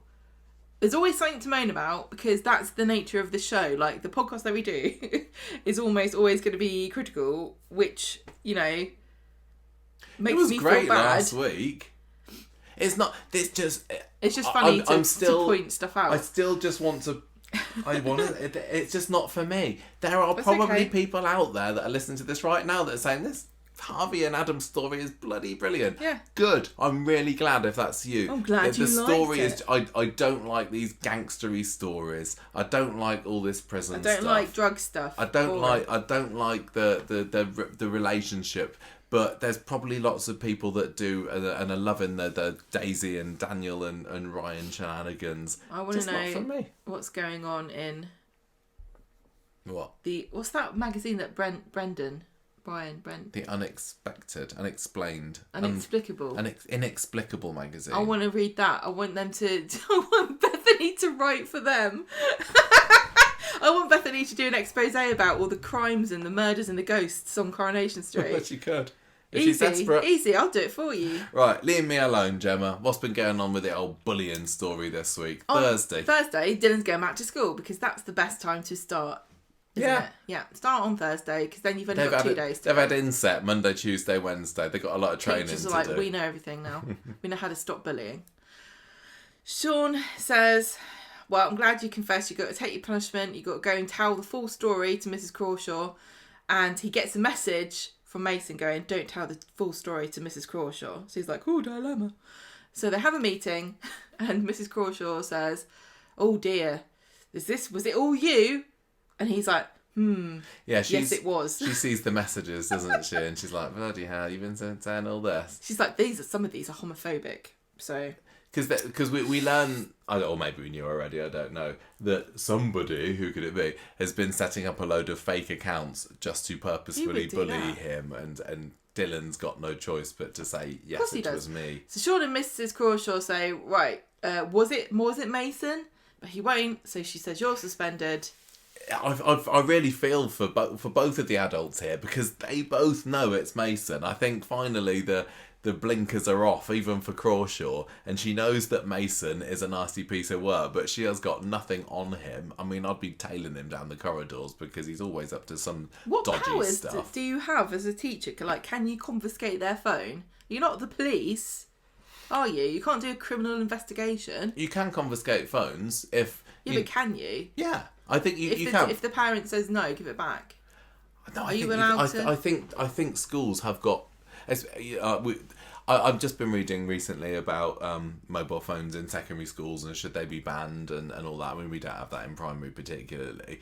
Although it's not as big as more and more children are getting mobiles. It's a talking point now, in this country that secondary school, there's an issue with mobile phones. Yeah, and I believe teachers are allowed to confiscate phones if they're breaking a school rule. So if a kid's got their mobile out in a lesson, a teacher is allowed to confiscate it and even keep it overnight, I think. And they are legally protected to do so. Yeah. So what Orla needs to do is to bait Mason into getting his phone out in a lesson. No. And then taking it from him. My point is, and guessing the password in 3 guesses. Yeah, are they allowed to go on their phone? And I'm going to say they're probably not. Oh, no, they're not allowed to do that. That's my point. No. So they can't do... What can they do? Or maybe just, for pure coincidence, a message will come up on Mason's phone that gives it all away. Or maybe phone. Oh, yeah, Mason maybe. Don't tell everyone it was me what done it. Or maybe he's just got the picture of him throwing rubbish at Liam and getting his knife out at him as a screensaver. That would be a mistake, but wallpaper. I mean, Anyway, Dylan gets suspended. Ah. Mason's very clever. If you've noticed that he doesn't ever say anything directly in a message that would incriminate him. Is he not? No. I've not been paying attention. Yeah, he's quite smart. He's like a criminal genius. Back at home later, Sean has it out with Dylan about not telling anyone about Mason. And then he says, here's Mr. Pen and Mrs. Paper. They'll be spending a lot of time with you. See, I would have thought that Sean would have introduced him to Mr. Pen and Mr. Paper. What about Mrs. Surprisingly Paper heteronormative of you, Sean. and Mrs. Pen? Yeah. What about Mixed Pen and Mixed Paper? Maybe. Yeah. What about Mr. Pen Paper and Mrs. Paper Pen? Because they Anyway. hyphenated their surnames. Basically. Although he relents very, very quickly, doesn't he? Because Dylan's like, no, I can't Use a pen and paper. This is 2024. I can't work on pen and paper. Yeah. He's like, here's a pen, here's a paper, and here's an encyclopedia. Now learn things. I can almost imagine Dylan like not knowing how this pen works and holding it upside down and just bashing the paper to try or and get it to work. pressing really hard and then holding it up to the light, hoping that it makes an impression. Anyway, so he's allowed the laptop now. What mischief could he get up to on that? But what do you do? What do you do with a child that's in trouble and is not supposed to, but needs the internet? What do you do? I suppose you can have parental controls, can't you? Yeah. Sean says, I'm going to figure out how the parental controls work. And Dylan's like, whatever, there are still naked people on Wikipedia. I don't care. Right, Friday. Maria is summoned to the school, but she tells Gary that maybe it's time for Liam to go to another one. And Gary worries that the school's going to start to fine them for absence, so she's like, I don't even care about that. That was in the news this I know, week. they've raised the amount that schools were allowed to fine parents for taking their £80. children unauthorised out of school, yeah? It's £80 for it, isn't it? It's not like £80 a day. I think so. I don't know. I still think it's fairly rare that schools do it, but it happens. What boggles my mind is that people never stop to think, like, maybe teachers would also like to have nice cheap holidays, and maybe they're not the people that are going to be sympathetic to you saying that you want to go to Ibiza for £40. Quite. We will never get to go on holiday cheap, ever. We don't get to go anywhere because we can't afford it, so I'm not sympathetic at all, I'm afraid. Just wait 18 years. But Liam's not on holiday. He's having a very tragic time, isn't he? Liam is very sad, yeah. Yes. I don't think you should fine kids for not going to school because they're being bullied. That's that's not insane, fair, isn't it? Right, so although Maria has chosen to take him out, hasn't she? I'm not getting involved in this. I don't have children. It depends whether she wants to say, if she's saying I am officially off-rolling him and I'm going to homeschool him, then... I don't think she's done that. No, she's not done that. This also, we've got to remember, this is also not supposed to be a story about the actual mechanics of how schools work in England, is it? But yeah, the only thing I have to say about it is that I'm jealous of people that get to go on cheap holidays. It drives me mad. So, but that's just me being a horrible, evil, selfish cow. I still wonder, if you've got a child working from home, yes, it is still... It depends on how your parents deal with it, because Sean is saying, do you work? But it's impossible as a teacher to set work for children that's going to take up as much work as it would take at home. Well, it wouldn't at school, sorry. It wouldn't ever take as much time because they're not listening to the huge input and whatever, and there's so much. Well, everybody knows this from working from home at your work. Your work can be done in a less amount of time when you're doing it by yourself because you're not having meetings, you're not going to make a cup of tea and talking to Janet about whatever the hell she got up to the weekend. Well, and also when we had the homeschool during lockdown, we set, the same roughly number of lessons worth of work, but you get it done really quickly. So Dylan is... Are you just saying that you're time on his hands. An inefficient waste of time and taxpayer money? No, we have personal discussions about... Well, I think we're all realising the value of our education system, considering the amount of disruption it's caused to children's development, not having been in school, and how awful it's seeming to have had a bad effect on mental health for kids. So let's keep teachers in school, but maybe they get 2 weeks off during term time to go on holidays with their wives, maybe. Just suggesting. Right, so she's telling Gary that we've got to both keep an eye on Liam, and he's saying maybe she's been doing this for a few weeks now. You need to stop doing it. She says, no, you need to help me, because she's still paranoid. Of course she would be paranoid. It's not paranoia, I guess. So, Well, not if he's threatened it. alone in the house, Dylan gets his phone out and he sees Mason's left him a voice note, hides it when Sean comes down, and he plays the message when he leaves again and says, look, you owe me one. That's what Mason says. Maria hears Gary on the phonator. Liam's Yeah, not. no, he says it in a nice way, doesn't he? He's like... What? Yeah, you just kind of did your mean Mason voice there. He's like, He's cheers. He's like, cheers, mate, for keeping my name out of it. Yeah. He's rewarding his lackey for his tight lips. Yes. Maria hears from Gary over the phone that Liam's not very well. Sean comes by and tells her that Dylan's been suspended and she's glad. And Sean says Mason's the puppet master and Dylan won't say anything about it. And he's too scared. And Maria's like, not as scared as Liam is. And then she says that if Dylan's protecting Mason, then Dylan's just as bad. And Sean's like, but he's a good lad.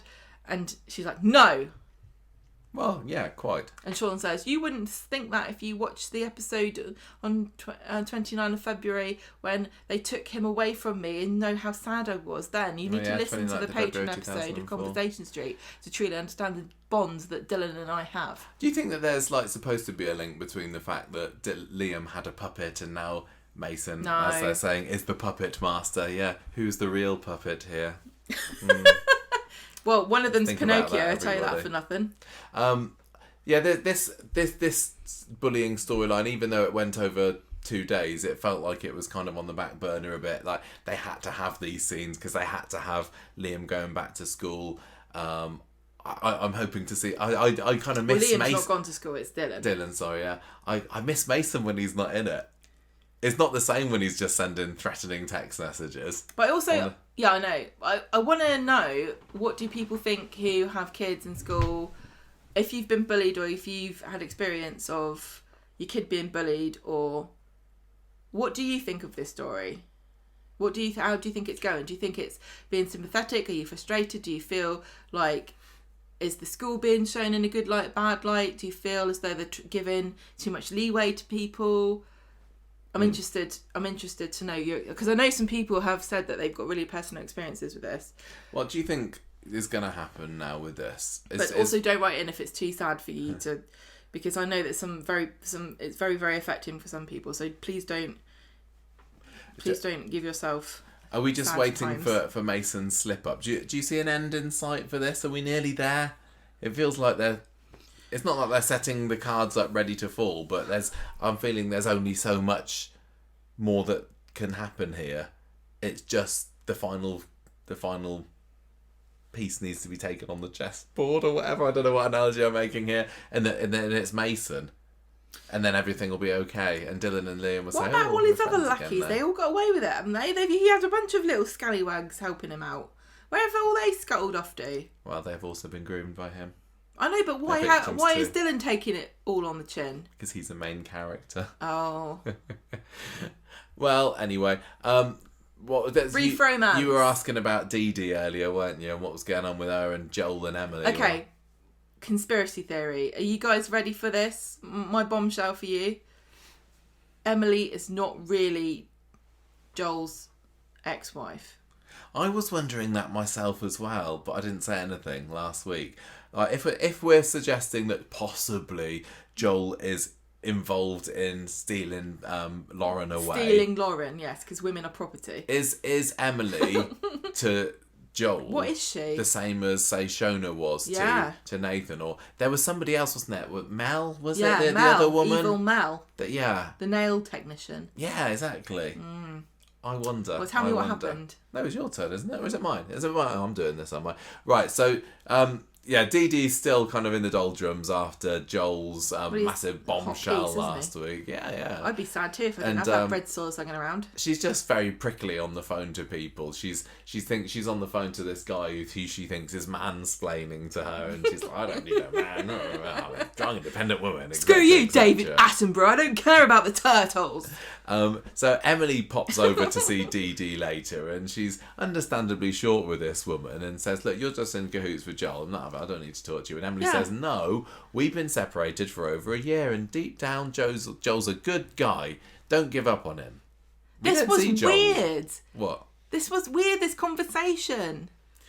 The fact that they're trying to Why? Right. What okay. benefit does Emily have? What does to she try get and... out of this? And also, she didn't address any of the things that Joel's done wrong that Dee-Dee would actually be mad about. She just says he's a good guy.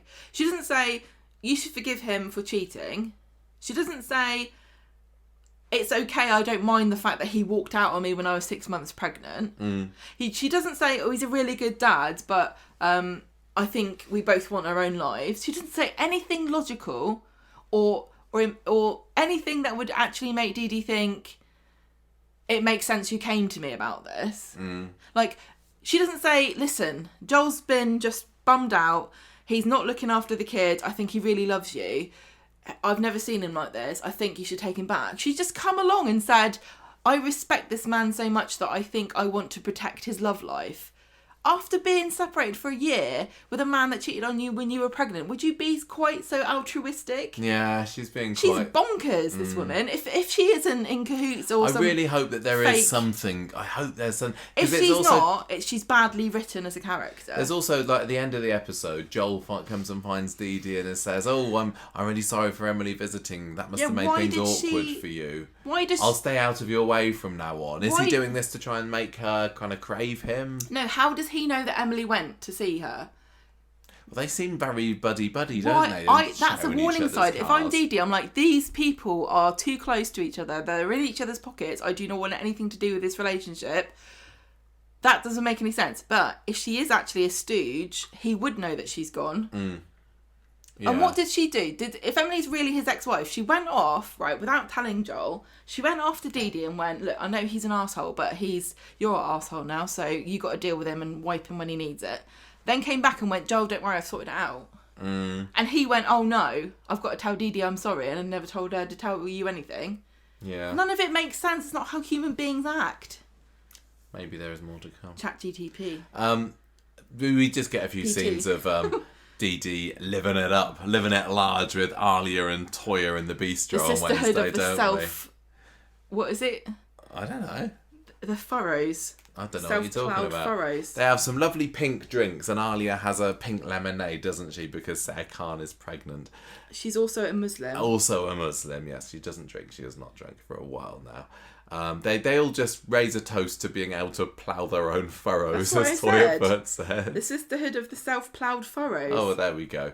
And Toya's like, oh, that sounds a bit rude.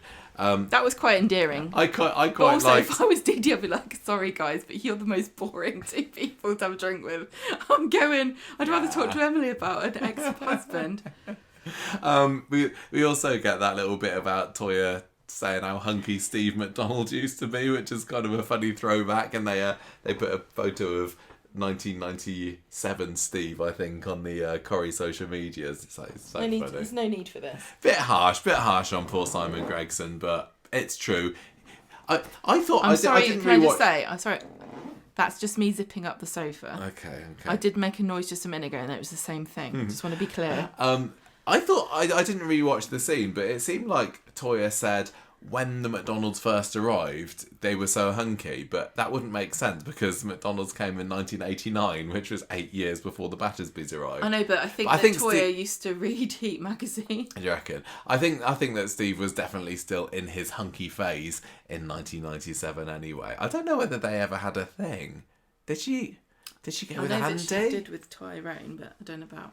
I can't remember. Really not sure. But anyway, I thought that was quite funny. It makes me wonder, though, is there a possibility that Toya and Steve are going to end up together? Because, she's ever so slightly involved in this Tommy O storyline, isn't she? So maybe, Toya is fancying Tommy, he's rebuffed her, but then what if she goes to Steve? I cannot see. Please apart from somebody...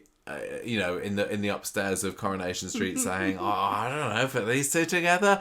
There is absolutely nothing of value or interest about Steve to Toya. She would not. Listen, but it doesn't mean that they're not going to go there. I feel like I besmirched Tommy Orpington upon his first appearance when I said that I think that he is not the intellectual equal of Toya Habib, I take that back. I think that he's actually quite a thoughtful and interesting guy. Yeah, so I think those two could make it. He's far more intelligent and interesting than Steve. I would be so for Toya and Tommy, apart from the fact that I wouldn't trust that he wouldn't be having it off with somebody else. Oh, I don't know what to do with Toya. I really don't know what to do with Toya. Somebody come up with something, please. Anyway, so there we go. That was that story. Bit of trivia of the week, which they put about on Digital Spy and everywhere. The actress who plays Emily, Eleanor Vincent, was also on EastEnders on Monday. So she was on the BBC and ITV soap on the same night. So she's playing a character called Fern in EastEnders. Do you think that's the first time it's ever happened? I don't know. It's entirely possible because it's not very usual to have somebody in the same soap at the same time. No, it's not. I mean, I guess. How did she do it? Did she? Although is that a spoiler? Does that tell us that Emily isn't long for Coronation Street? I'm not sure. Or long for EastEnders. We don't know what Fern's getting up to. No, we don't. Right. Yeah, something's up with Emily, or if not, she's like an alien. And it could well be tied into our next story, Gemma, that Bolton Wanderer story. What's gone on with that? Just a bit on Monday. Lauren's still gone. Yeah. If you want to know who could have done it, go to our shorts on YouTube for all the suspects. Yeah. Bobby and Max are still trying to figure out when they saw her last. And Bobby goes to the police station and he tells Craig about the fact she's disappeared. And Craig thinks it's not really a big deal. But then he hears that she had bruises. So he goes to investigate.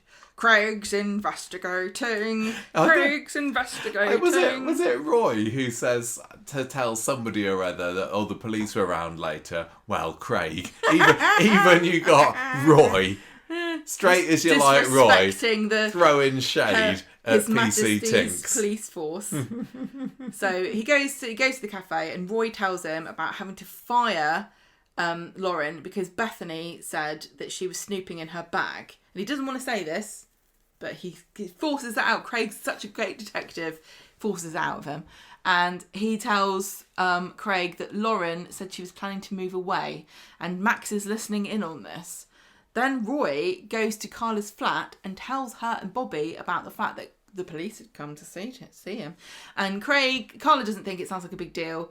Lauren's clearly gone like she said she would, but Bobby's not so sure because he thought he was in the pants. Yes, he did. And nothing else happened. Are we supposed to think that Bobby's some kind of like heroic kind of lovesick puppy and not just a pervert who thought he was going to be in on whatever? That story dropped off a cliff. Like, the hardcore Lauren fans this week are like, what next? Where is she? Why does nobody care about her anymore? This is such a weird way to launch what I have. I mean, I don't at the moment, it's kind of a is she missing storyline. Not where is she? It's like, is she missing or might she be back now? I don't think she is back, but I get the impression that this is not going to be solved soon, which makes me boggle at why it's going off to such a slow start. But I guess Lauren is definitely the sort of person that you would expect to go missing. I mean, the missing people generally have a type. No, I mean, she's flaky. Like, when I think of her, I think of somebody I know in real life who's very much like this. And I just know they disappear all the time and then come back. And you just know that they're just flaky and they're unreliable. And I'm not trying to be mean. I'm just saying that some people just do not have the same expectations on when you should be in your house and at work as other people do. Yeah. I guess maybe next week they'll start to realise something's fishy but here. But I also just want to point out too that this is very much what you talk about in true crime, where you have like the lesser dead or like a certain profile of victims that get completely overlooked by the police because, you know, she's a sex worker. She goes on Rovers and she sells videos of herself. We're assuming that she's going on paid dates and she's escorting. There's the insinuation that she's going perhaps further with some of these people. She's being attacked by some of them, and so she's living what they would call a risky lifestyle, and therefore the police are like, well, you know, if she's going to do that sort of thing, then it's her own fault if she gets. Yeah. There's a really famous case in the UK at the moment about a woman who was murdered, and her name wasn't even, and I'm sorry, I've forgotten the name even, because her name wasn't in the headline of the news article, but the person who killed her was. And so if a woman has this kind of job, she just gets treated like crap by even the police. I wonder if that's going to come into it at all. I wonder as well whether now Ryan's back, whether he's going to stick his neb in the story, considering how close he was getting to Lauren last year. Is he going to be on the case? Is he going to rope Daisy in as well? Is he going to be a suspect? Ryan? Yeah. He was in Glasgow. So he says. Where's Crystal? Is she dead? Right. Me. Fizz, she's coming back. Evelyn and Cassie are tidying I was up. like, I haven't seen them for a while. Evelyn and Cassie. And we get an old, you've put the wrong fuel in the wrong car storyline. Hang Which, on. as well, Adam did once. Do you remember his flashy yellow car? He put the wrong petrol in. If you put the wrong car in the wrong... If you put the wrong petrol in the wrong car... Sorry, does that make it the right... Every time I put petrol in at the moment, I get worried. You know they changed the petrol? Gemma never puts the petrol in. I don't have a car. But there's E10 petrol now. And it's What's that? It's just the new type. What's that do? I don't know. But I always worry that I'm putting the wrong one in. Oh my god. Does anyone else get that? I'm just used to the... Anyway, no, that's not interesting at all. Cassie gets in trouble at work because she put the wrong fuel in Tyrone's car, and then Kevin takes the rap for it because he doesn't want the massive brouhaha when Fizz gets back and Evelyn and Cassie fighting. And then at the end of the episode, they're all in the pub together, and Cassie's like, "Hey viewers, do you remember a couple of months back when I was fawning over Kevin? I still fancy him." And isn't Abby a massive waste of space? And yeah, basically we're just renewing this story. That's what happened, really, isn't it? Yeah. I thought I wanted to... What? So I was just devastated there were no fish fingers in any of this. What? Well, what were they eating? What did they have for dinner? Normally we get to know what they have for dinner in Tyrone's house. They probably have. It's normally had beans... haute cuisine since Fizz has been away. Beans, fish fingers and chips. I am very thrilled at the prospect of Fizz coming back. Don't you be teasing me, Coronation Street. You get her back in there next week because Fizz has been away for far too long. I'm interested to find out what her reasoning is for not going back to Bolton. No, was it Bolton? No. Or Norwich, Norway. Oh, Norwich, yes, Norwich, that's it. Norfolk. One of them. Where did she go? It was Norfolk. Down south somewhere. It was on the bump. Have they been on holiday in Italy for what's it been? 4 weeks? 5 weeks? I guess she'll just say, I love being with Tyrone so much, I've decided to jack in my job at Norfolk or Norwich or wherever it is. But I don't care because I think Fizz is fantastic and I'm looking forward to getting back to her. And I cannot wait to see what she makes of Cassie. And I know, can you believe that they haven't met? Yeah. Is she going to be on the case with Cassie going after Kevin? I still think that's a bit of an iffy story. I think a lot going on that's a bit iffy at the moment, but it'll be on the up again. That was this week in Coronation Street. Gemma? Yes. How would you rate this week's Coronation Street? I don't even know now. I don't even know. What did I give it? I gave it bobbins today. You've gone banging to bog standard to bobbins, although I forgot to change the card at the end of Wednesday's short, so you gave it the wrong thing. Oh, I didn't do anything wrong. I'm giving it 3. I've got so many to choose from that I've written down. Go on, you do it first. 3 To Kill a Mockingbird themed weddings, which I thought was the worst idea ever. Let's do a wedding with institutional racism. I know. Do it in black and white as well, couldn't we? Nice. I'm going to give it 3 bits of glitter in Glenda's crevice out of 5. I've got so many here that I could have gone, but I'm going to give it 3 ploughed furrows. Well, don't give it away for the Facebook group. Let them have a few. Oh, okay, fine. But there was say what you like about this week's Corrie. It did inspire me with lots of things that I could have scored the week out There of. were some funny bits and bobs. I know. So last week I was spoilt for choice for characters of the week. And this week, everyone's been a bit silly. Like my dear Jennifer Connor was being a bit Mardy. No, she was just being a bit mardy with Daisy and a little bit high and mighty. Daisy did help her to get this pub, but I still love her. And Daisy, Bethany, Daniel, no. Tommy, Tracy, no. Tim, I quite enjoyed this week, to be fair. Dee-Dee's always a solid bet. Dee-Dee's a solid bet. She's great, but she's a good girl. Emily, no. Liar. Weirdo. there's nobody that's making me say, yes, absolutely them. Lauren's not there, so that's a bonus for her. Maybe it's Lauren. No, that's really mean. I don't mean that. Ken for kicking Tracy out. Yeah. Sally for telling everyone to get out of the Rita house. for being 92. Yeah. I think... Sean. But Sean wasn't as good this week as he's been in previous weeks. He didn't have a good old shout this week, did he? Mason. I think, honestly, I'm not going to go Sal. I think we did Sal last week, didn't we? Because she was... Who's Sal? Sally Webster Metcalf. Sally Webster Metcalf. This week she was fine. I honestly think it might be Tim for me this week. I enjoyed him standing up to Tommy. I think that he has genuinely still been funny, even though the whole story is still edging a little bit close to the comedic when it shouldn't be.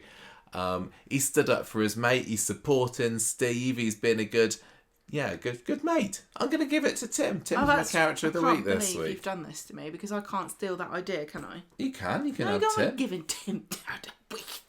You can if you think he's deserved it. You choose who you want then. Dee-Dee. Fine. I like Dee-Dee. Yeah, I like Dee-Dee. I think she's great. I'm still waiting. Trust Joel or Emily. I'm still waiting for the one thing that's gonna catapult Dee-Dee into the stratosphere of excellence. But yeah, I think that she is a good, solid character. But she wingman. isn't like, oh my gosh, she's the best character. I'm really pleased that everybody's loving her. I think that Shanique's wonderful. Right. She just needs something to make her go, yes, you've entered modern legend status. She needs an acid attack. Yeah, she does. She needs to front a big A story. That's all it needs to be. She needs to fall down a sinkhole. What would you like her to do? In the past 5 years of Corrie, what would be the best thing that she could do? Have a surrogate baby and steal it, or give birth on a road without knowing she was pregnant.